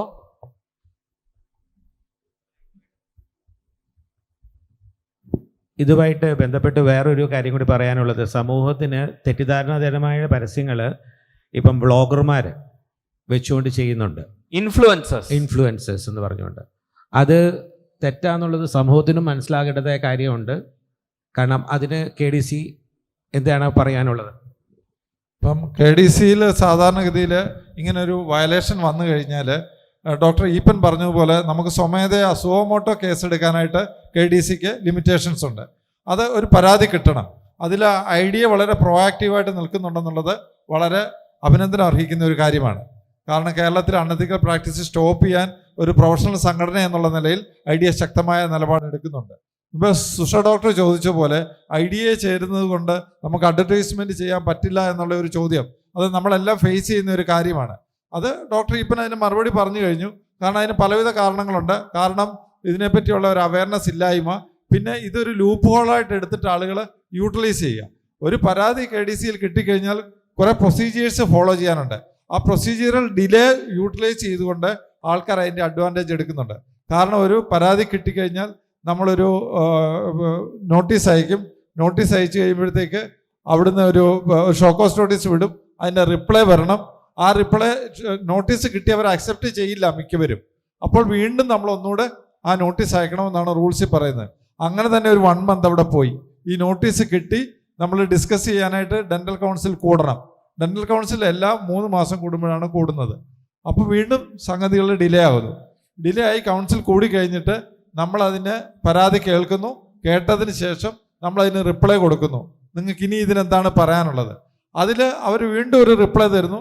റിപ്ലൈ തരുമ്പോൾ നമ്മൾ കൺവിൻസ്ഡ് അല്ലെങ്കിൽ നമ്മൾ അവരെ നേരിട്ട് വിളിക്കുന്നു. എനിക്ക് അതിനകത്ത് പറയാനുള്ളത് സർക്കാർ കാര്യം മുറ പോലെ. യെസ് ഡോക്ടർ സുഭാഷ്, ഈ സോഷ്യൽ മീഡിയ ബിഫോർ ആഫ്റ്റർ ഒരുപാട് പേര് ചികിത്സയ്ക്ക് മുമ്പും ചികിത്സയ്ക്ക് ശേഷം എന്ന പിക്ചറുകൾ വെബ്സൈറ്റിൽ കൊടുത്ത് ആൾക്കാരെ ആകർഷിക്കാൻ ശ്രമിക്കുന്നുണ്ട്. അതിന്റെ ദൂഷ്യവശം എന്താണ് എന്ന് സമൂഹത്തിനോട് എന്തെങ്കിലും സന്ദേശം ഡോക്ടർക്ക് കൊടുക്കാനുണ്ട്? ഈ ഒന്ന് തെറ്റായിട്ടുള്ള വിവരങ്ങൾ അടിസ്ഥാനപ്പെടുത്തിയിട്ട് താൽക്കാലിക ലാഭേച്ഛയോടെ കാണുന്ന സമീപനം ഏറ്റവും മഹത്തായ ദൗത്യങ്ങളിൽ പഠിച്ചിറങ്ങുന്ന ഡോക്ടർമാർ എന്ന വിഭാഗത്തിൽപ്പെട്ട നമ്മൾ വളരെ വിവേചനപൂർവ്വം തന്നെ അതിൽ നിന്ന് മാറി നിൽക്കണം എന്നുള്ളതാണ് ആദ്യം പറയാനുള്ളത്. സ്വയം നന്നാവണം എന്ന് നമ്മൾ പറയില്ലേ, നമ്മുടെ ഒരു പ്രൊഫഷൻ എന്ന് പറയുന്ന ഒരു ദൈവികമായ പ്രൊഫഷനാണ്. അതിനെ അത്രയും മൂല്യമായി കാണേണ്ടതാണ്. അത്തരത്തിൽ കാണേണ്ട അമൂല്യമായിട്ടുള്ള ഒരു പ്രൊഫഷൻ വഹിച്ചുകൊണ്ടൊരു വ്യക്തി സ്വന്തം നിമിഷമായിട്ടുള്ള ചില ലാഭങ്ങൾക്ക് വേണ്ടി മാത്രമാണ് ഇത്തരത്തിലുള്ള ഈ ബിഫോർ ആഫ്റ്റർ എന്നുള്ള പരസ്യം. നേരത്തെ ആഡിൻ്റെ പല ക്യാപ്ഷൻസും ബാക്കി കാര്യങ്ങളും കണ്ടാൽ പോലും നമുക്ക് മനസ്സിലാകുന്ന അത്തരത്തിലുള്ള ചില കാര്യങ്ങളാണ്. പൊതുജനങ്ങളെ, പുതിയ ജനങ്ങളെ, യുവജനങ്ങളെ, ന്യൂജൻസിനെ പെട്ടെന്ന് അട്രാക്ട് ചെയ്യാൻ പാകത്തിലുള്ള പുതു ക്യാപ്ഷൻസും പുതു ഐഡിയാസുമായി വരുമ്പോൾ ഇതിൻ്റെ ശരിയായ ആ ചികിത്സയുടെ രൂപവും ഭാവവുമാണ് കൈമോശം വരുന്നത് എന്നാണ് യാഥാർത്ഥ്യം. തീർച്ചയായും KDC അതിന് വേണ്ട ആക്ഷൻസുമായി മുന്നോട്ട് പോകുന്നു. ഡോക്ടർ ആന്റണി സർ പറഞ്ഞ പോലെ തന്നെ NDC വരുമ്പോൾ ഇതിൽ ഏറ്റവും നല്ല മാറ്റങ്ങൾ ഇതിലുണ്ടാകും എന്നുള്ള ശുഭപ്രതീക്ഷയിലാണ് സത്യം പറഞ്ഞാൽ നമ്മളെപ്പോലുള്ള എല്ലാവരും എന്നാണ് എൻ്റെ വിശ്വാസം. ഒരുപക്ഷെ ചെറുപ്പക്കാർ പറയും ഇതൊരു തരം തന്ത വൈബല്ലേ, സീനിയർ ആയിട്ടുള്ള ഡോക്ടർമാർക്ക് പരസ്യം ചെയ്യാൻ വയ്യാത്തത് കൊണ്ട് ഞങ്ങൾ ന്യൂജനെ ടാർഗറ്റ് ചെയ്യല്ലേ, അങ്ങനെയൊന്നുണ്ടോ? ഇതില് അത് നേരത്തെ പറഞ്ഞപ്പോൾ എനിക്ക് പറയാനുള്ള ഒരു ഭാഗം, പരസ്യം ചെയ്യുക എന്നുള്ള ഒരു ഓപ്ഷൻ വന്നു എന്ന് വയ്ക്കുക. ഒരു ഏരിയയിൽ ഒരു പർട്ടിക്കുലർ ടൗണിൽ പരസ്യം ചെയ്യാൻ വന്നു. പുതുതായിട്ട് പുറത്തിറങ്ങുന്ന കുട്ടികൾ പരസ്യം ചെയ്യുന്നു. ഇതേപോലെ അവകാശം ആർക്കുണ്ട്? കഴിഞ്ഞ 30-35 വർഷമായിട്ട് അവിടെ പ്രാക്ടീസ് ചെയ്യുന്ന ഒരു സീനിയർ ഡോക്ടർക്കും ഉണ്ട്. സീനിയർ ഡോക്ടർ അവരുടെ എക്സ്പീരിയൻസും 35 വർഷത്തെ മേന്മയും ഇത്രകാലം കണ്ട പേഷ്യൻസിൻ്റെയും എണ്ണം വെച്ച് അദ്ദേഹം പരസ്യത്തിന് ഇറങ്ങിയാൽ ഈ പുതിയ ആൾക്കാർക്ക് പരസ്യം കൊണ്ട് പിടിച്ചെടുക്കാൻ സാധിക്കുമോ? സോ ഞാൻ പറയുമ്പോൾ നേരെ തിരിച്ചാ ചിന്തിക്കുന്നത്. ഈ റൂള് പുതു ഡോക്ടേഴ്സിനെ സഹായിക്കുകയാണ് ചെയ്യുന്നത് ഒരർത്ഥത്തിൽ. കാരണം സീനിയേഴ്സ് ആരും പരസ്യമൊന്നും ചെയ്യണില്ല. അവരവരുടെ എക്സ്പീരിയൻസ് കൊണ്ട് തന്നെ മുന്നോട്ട് വന്ന് ഈ പ്രൊഫഷനിൽ തഴക്കവും പഴക്കമുള്ള മേന്മയേറിയ ഡോക്ടർമാരായി മാറണം. അങ്ങനെ ആവണം ചിന്ത എന്നാണ് അഭ്യർത്ഥന. എന്തെങ്കിലും ചോദ്യങ്ങൾ ഈ വിഷയത്തിൽ ബാക്കിയുണ്ടെങ്കിൽ അല്ലെങ്കിൽ അടുത്ത വിഷയത്തിലേക്ക് പോകാം. അടുത്തതായി വരുന്ന വിഷയം ഈ അടുത്ത കാലത്ത് മുമ്പോട്ടും വന്നിരിക്കുന്ന റെഗുലേഷൻസിന്റെ വ്യത്യാസം കേരള ക്ലിനിക്കൽ എസ്റ്റാബ്ലിഷ്മെന്റ് ആക്ട് ഒരു ഉദാഹരണത്തിന് നമ്മുടെ പ്രാക്ടീസിനെ, കേരളത്തിലെ ഡെന്റൽ പ്രാക്ടീസിനെ എങ്ങനെ ബാധിക്കുന്നു എന്നുള്ളതാണ് അടുത്ത വിഷയമായിട്ട് എടുക്കുന്നത്. പല ഡോക്ടർമാരുടെയും ഇതിനെക്കുറിച്ചുള്ള ഒരുപാട് സംശയങ്ങൾ നിലനിൽക്കുന്നുണ്ട്. അപ്പോൾ ഡോക്ടർ സിദ്ധാർത്ഥ്, എന്താണ് ഈ ഡെന്റൽ സർജൻസിന് ഈ കേരള ക്ലിനിക്കൽ എസ്റ്റാബ്ലിഷ്മെന്റ് ആക്ടിനോട് ഇത്ര ചലഞ്ചിങ് ആയി കാണാനുള്ള ഒരുപാട് മാറ്റങ്ങൾ അവർ ചെയ്യേണ്ടതുണ്ടോ? ഉണ്ട്. റൂൾസ് ആൻഡ് റെഗുലേഷൻസിൽ പല മാറ്റങ്ങളും ചെയ്യേണ്ടതായിട്ടുണ്ട് എന്ന് തന്നെ പറയേണ്ടി വരും. മാത്രമല്ല, ഞാൻ ആദ്യം തുടക്കത്തിൽ പറഞ്ഞു പോയതുപോലെ തന്നെ നമ്മുടെ ഒരു പ്രാതിനിധ്യം അതിലുണ്ടായിരുന്നില്ല. അപ്പോൾ നമ്മുടെ പ്രാതിനിധ്യം ഇല്ലാത്തിടത്തോളം നമുക്ക് അതിൻ്റെ കാര്യങ്ങളിൽ റെഗുലേഷൻസിൽ ഒരു പങ്കാളിയാവാനോ നമുക്ക് മോഡിഫിക്കേഷൻ പറയാനോ പറ്റുന്ന ഒരു സാഹചര്യം ഉണ്ടായിരുന്നില്ല. എന്നാൽ വളരെ കാലത്തൊരു യുദ്ധത്തിന് ശേഷം തന്നെ ഡെന്റൽ ഡിസ്ട്രിക്ട് രജിസ്ട്രേഷൻ അതോറിറ്റിയുടെ ഒരു സ്ഥാനം നമ്മൾ നേടിയെടുത്തത്. അതിന് മുമ്പ് ഒരു ചോദ്യം, ഈ ആക്ട് ശരിക്കും ഡെന്റിസ്റ്റുമാരെ നിയന്ത്രിക്കാനാണോ? സമൂഹത്തിന് ഇതുകൊണ്ട് എന്തെങ്കിലും ഗുണമുണ്ടോ? തീർച്ചയായിട്ടും സമൂഹത്തിന് ഗുണമുണ്ട്. ക്വാളിറ്റി ഓഫ് കെയർ ഇമ്പ്രൂവ് ചെയ്യുക. കാരണം ഒരു റെഗുലേഷൻസ് വേണം.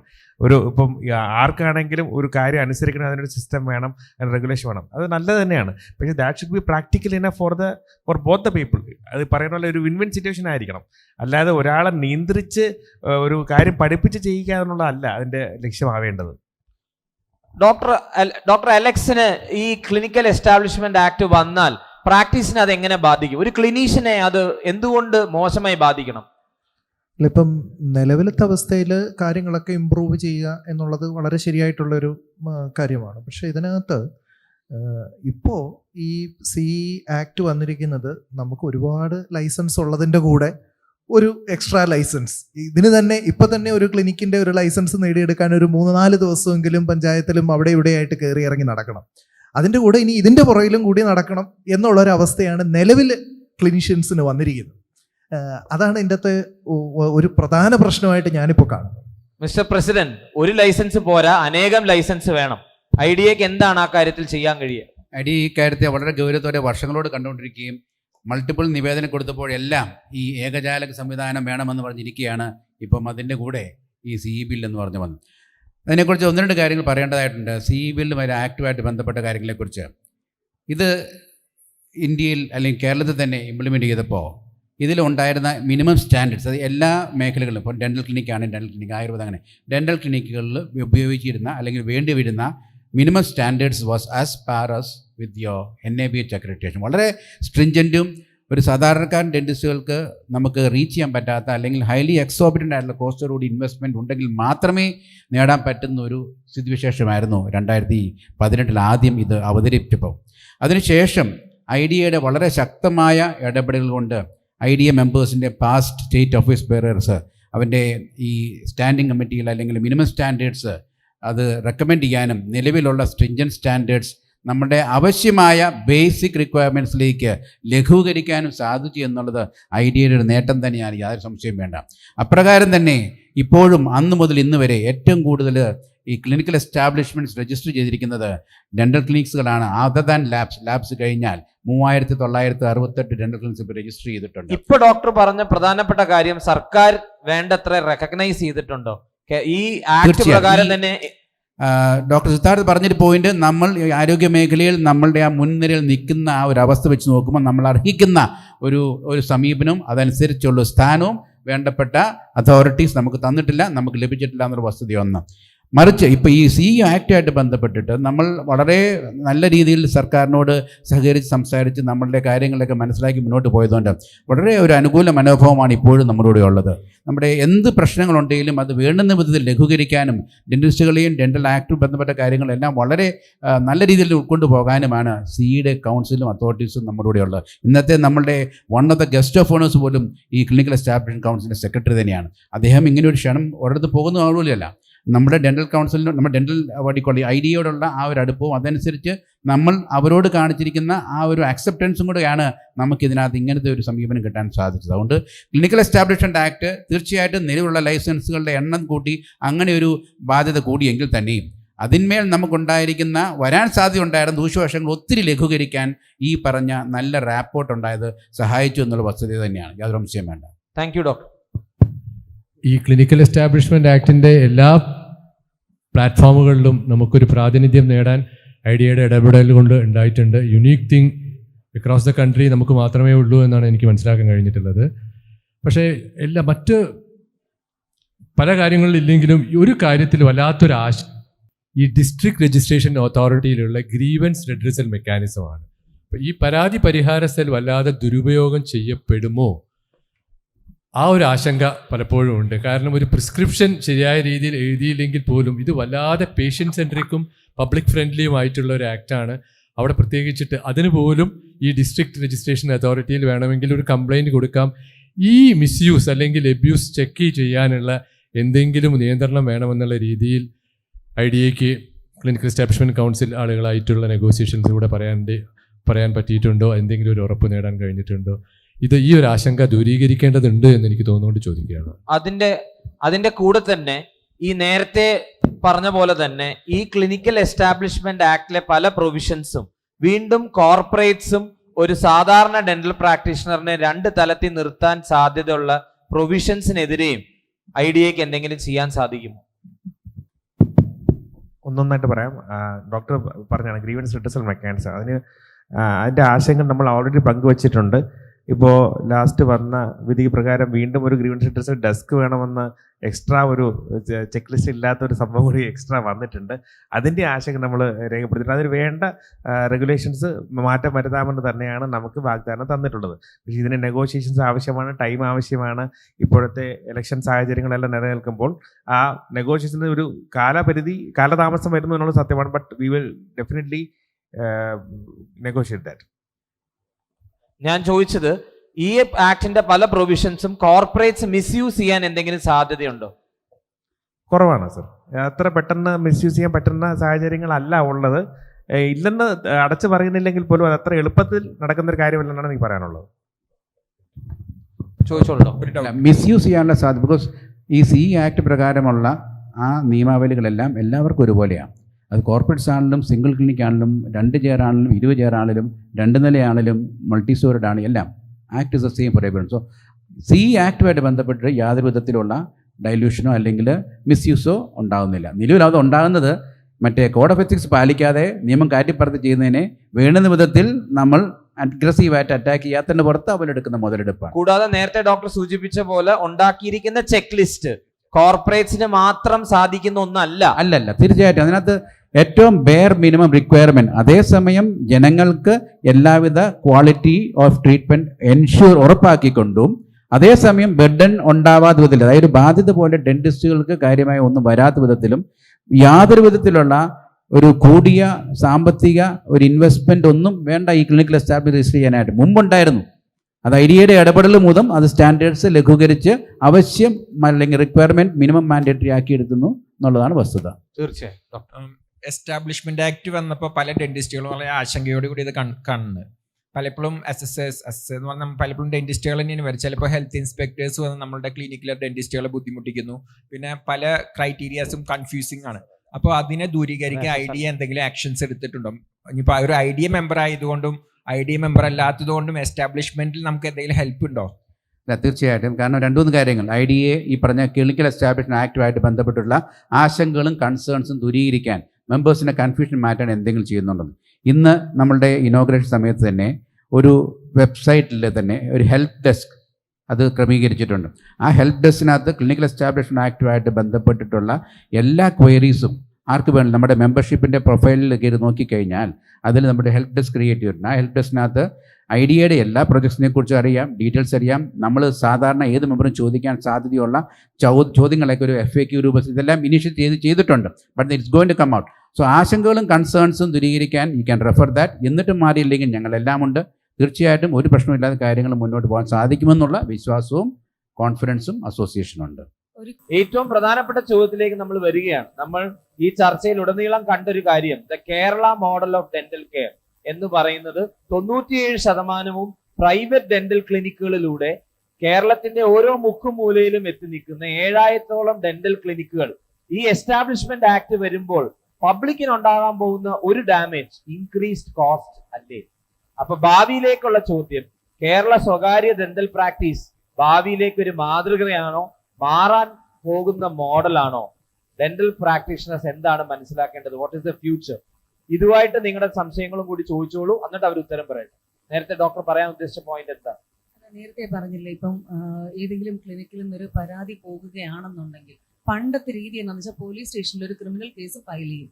ഇപ്പോ പേഷ്യൻസ് എന്ന് വെച്ചാൽ ജനത്തിന് അറിവില്ലാത്തത് കൊണ്ടായിരിക്കും എപ്പോഴും അങ്ങനെ തന്നെയാണ് പോകുന്നത്. പക്ഷെ പോലീസ് ഡീൽ ചെയ്യില്ല. പോലീസ് അത് നേരെ DMOയിലേക്ക് വിടും. അത് സി ആക്ട് വന്നതിന് ശേഷം സി ബില്ല് കാരണം ഡെന്റിസ്റ്റ് പ്രൊട്ടക്ഷനും ഉണ്ട് എന്നുള്ളതാണ്. ഡെന്റിസ്റ്റ് തന്നെയാണ് അത് ഡോക്ടർ നേരത്തെ എന്താണ് സി ആക്ടില് പറഞ്ഞ ബില്ലിങ്ങിന്റെ പ്രശ്നം. അപ്പൊ ഈ നമ്മളുടെ പ്രശ്നം എന്താ വെച്ചാൽ ഇതൊക്കെ ഇനി നാളെ വല്ല ഇൻകം ടാക്സോ GST ആയിട്ട് ടൈപ്പ് ചെയ്യാൻ വല്ല പ്ലാൻ ഉണ്ടോ എന്നുള്ള ഡൗട്ട് പല മെമ്പേഴ്സും ചോദിക്കുന്നുണ്ട്. അത് നമുക്ക് കൂടുതൽ പ്രാക്ടീസ് വീണ്ടും ഒരു ആശങ്കയാണ്, സർക്കാർ നമ്മളെ നിരീക്ഷിക്കാനാണോ ഈ ബില്ല് കൊണ്ടുവന്നിരിക്കുന്നത് എന്നുള്ളത്. കാര്യത്തില് സ്വാഭാവികമായിട്ടും അതിൽ ആശങ്കപ്പെടേണ്ട കാര്യമില്ലല്ലോ. നമ്മൾ കറക്റ്റായിട്ട് ബില്ല് ചെയ്യണം, കറക്റ്റായിട്ട് മേടിക്കണം. ഈ ഇന്ത്യയുടെ ഭരണഘടന പ്രകാരം ഈ ഓരോ പൗരനും എങ്ങനെയാണോ കടമ നിർവഹിക്കേണ്ടത് അത് തീർച്ചയായും നിർവഹിക്കും വേണം. അതിൽ യാതൊരു തർക്കമില്ല. അത്തരത്തിൽ തന്നെ ആയിരിക്കണം മുന്നോട്ട് പോകേണ്ടത്. ബില്ലിങ്ങും ബാക്കി കാര്യങ്ങളിലും നമ്മൾ ഒരു കാര്യങ്ങളും വ്യവസ്ഥകളൊന്നും തെറ്റുകളൊന്നും വരുത്താനും പാടില്ല. അത്തരത്തിൽ പോകുമ്പോൾ അതിന് പ്രശ്നങ്ങളുമില്ല. ബില്ലിംഗ് കറക്റ്റ് ആവുക, ഇത്തരത്തിലുള്ള ഒരു വ്യവസ്ഥ ഈ ആക്ട് പ്രകാരം ഒരു നാടിന് കൊണ്ടുവരുന്നതിനെ ഇന്ത്യൻ ഡെന്റൽ അസോസിയേഷൻ ഒരിക്കലും എതിർത്തിട്ടില്ലെന്നാണ് ഞാൻ മനസ്സിലാക്കിയിട്ടുള്ളത്. എതിർത്തിട്ടുള്ളത് ഒരിക്കലും പ്രാവർത്തികമാക്കാത്ത ചില നിബന്ധനകളും വ്യവസ്ഥകളും വെച്ചുകൊണ്ട് ഞാൻ നേരത്തെ സൂചിപ്പിച്ച ഏക ഡോക്ടർ സംവിധാനത്തിൽ പ്രവർത്തിക്കുന്ന കേരളത്തെ പോലുള്ള അല്ലെങ്കിൽ ഇന്ത്യയെ പോലുള്ള ഈ രാജ്യങ്ങളിലുള്ള ഡെന്റൽ ക്ലിനിക്കുകളുടെ നിലനിൽപ്പിനെ ചോദ്യം ചെയ്യുന്ന വിധത്തിലുള്ള ഈ പറഞ്ഞ നിബന്ധനകൾ കൊണ്ടുവരുന്നത് ഈ ആക്ടിലൂടെ വരുമ്പോഴാണ് സാധാരണ ഇത്തരത്തിലുള്ള ഏക ക്ലിനിക്കുകൾ ഇല്ലായ്മ ചെയ്യപ്പെടുക എന്നതാണ് ഞാൻ ഡോക്ടർ ഇപ്പൊ നേരത്തെ പറഞ്ഞു. ആ ചോദ്യത്തിന്റെ ഉത്തരവാണ് ഞാൻ പറയുന്നത്. എന്റെ ഭാഗത്തുനിന്ന് സ്വാഭാവികമായും കേരളത്തിലെ നമ്പർ 1 എന്ന് അല്ലെങ്കിൽ കേരള മോഡൽ എന്ന് പറയുമ്പോൾ ദന്താരോഗ്യ മേഖലയിൽ പ്രത്യേകിച്ചും നമ്മൾ പറയുമ്പോൾ ഞാൻ നേരത്തെ സൂചിപ്പിച്ച ഏക ഡോക്ടർ ഡെന്റൽ ക്ലിനിക്കുകൾ തന്നെയാണ് കേരളത്തിന്റെ ദന്താരോഗ്യ മേഖലയുടെ ശക്തി. പലവിധ ഇടപെടലുകളും ബാക്കി കാര്യങ്ങളും ബാഹ്യ ശക്തികളും ഇതേപോലെ നിബന്ധനകൾ അമിതമായി ഏൽപ്പിക്കുകയും ചെയ്യുന്നത് മൂലം നയവ്യത്യാസം ഉണ്ടാകുകയും പ്രസ്തുത ഏക ഡോക്ടർ സംവിധാനത്തെ തകർക്കുകയും ചെയ്താൽ കേരള മോഡൽ എന്നത് ഒരു പഴങ്കഥയായി മാറും. അത്തരത്തിലുള്ള ഒരു യാത്രയാണ് ഇപ്പോ ഹോസ്പിറ്റൽ മേഖലയിലും നടന്നുകൊണ്ടിരിക്കുന്നത്. ചെറുകിട ഹോസ്പിറ്റലുകളുടെ ഇടപെടലുകളെ ആണ് കേരളത്തിലെ ആരോഗ്യ മേഖലയെ ഒരു പരിധിവരെ നല്ല രീതിയിൽ പിടിച്ചു നിർത്തിയിരുന്നതെങ്കിൽ ഇന്ന് കോർപ്പറേറ്റ് വൽക്കരണം അവിടെ വരുന്നത് മൂലം ചെറുകിട ആശുപത്രികൾ അവരുടെ നിലനിൽപ്പിന് തന്നെ ഭീഷണിയായി മാറും എന്നുള്ളതാണ്. സ്വാഭാവികമായും കേരള മോഡൽ ആരോഗ്യ മേഖലയിൽ നമ്മുടെ കാര്യം പറയുമ്പോൾ പ്രത്യേകിച്ച് ദന്താരോഗ്യ മേഖലയിൽ ഈ ചെറുകിട ക്ലിനിക്കുകൾ നിലനിൽക്കേണ്ട ആവശ്യകത ഊന്നിപ്പറയുകയാണ്. Thank you. ഞാൻ ഓരോരുത്തരായിട്ട് വരാം. ഡോക്ടർ സാജു, ഭാവിയിലേക്ക് ചിന്തിക്കുമ്പോൾ സർക്കാർ മേഖലയിലെ ദന്ത ചികിത്സ എങ്ങനെ മാറണം എന്നാണ് ഡോക്ടർ ആശിക്കുന്നത്? സർക്കാർ മേഖലയിൽ ദന്ത ചികിത്സയ്ക്ക് ഇപ്പോൾ കാര്യമായിട്ടുള്ള പ്രശ്നങ്ങളൊന്നുമില്ല. അതിനെ എക്സ്പാൻഡ് ചെയ്യുന്നതും അതിൽ എന്തൊക്കെ വ്യത്യാസങ്ങളാണ് വരേണ്ടത്? അതിപ്പം ഞാൻ നേരത്തെ പറഞ്ഞ പോലെ ട്രോമ കെയർ സെന്ററുകൾ അതിൽ ഡെന്റൽ സർജനെ ഉൾപ്പെടുത്താം. അതുപോലെ തന്നെ പ്രൈമറി ഹെൽത്ത് സെന്ററുകളിൽ ഡെന്റൽ യൂണിറ്റുകൾ തുടങ്ങാം. പിന്നെ നേരത്തെ സൂചിപ്പിച്ച പോലെ ടൊബാക്കോ സെസേഷൻ പ്രോഗ്രാംസ്, അതുപോലെ oral cancer detecting clinical bio അങ്ങനത്തെ ഇതിലോട്ടൊക്കെ നമ്മളുടെ ഡെന്റൽ സർജൻസിനെ ഉൾപ്പെടുത്തിക്കൊണ്ടുള്ള ഓപ്പർച്യൂണിറ്റീസ് വരുത്താം. അത് പൊതുജനങ്ങൾക്ക് കൂടുതൽ ഹെൽപ്ഫുൾ ആവുന്ന രീതിയിൽ അപ്രോച്ചബിൾ ആയിരിക്കും. തീർച്ചയായിട്ടും ഡോക്ടർ വർക്ക് ചെയ്തിട്ടുള്ള ആശുപത്രികളിൽ ചെയ്തിട്ടുള്ള ഓർത്തോഗ്നാറ്റിക് സർജറികൾ എല്ലാ ആശുപത്രികളിലും ചെയ്യുന്ന ഒരു നാൾ വരട്ടെ എന്ന് ആശിക്കാം. പ്രൈവറ്റ് ഡെന്റൽ കോളേജ് മേഖലയിൽ എന്ത് വ്യത്യാസങ്ങളാണ് ഫ്യൂച്ചറിൽ വരണം എന്നാണ് ഡോക്ടർ ബിനു ആശിക്കുന്നത്?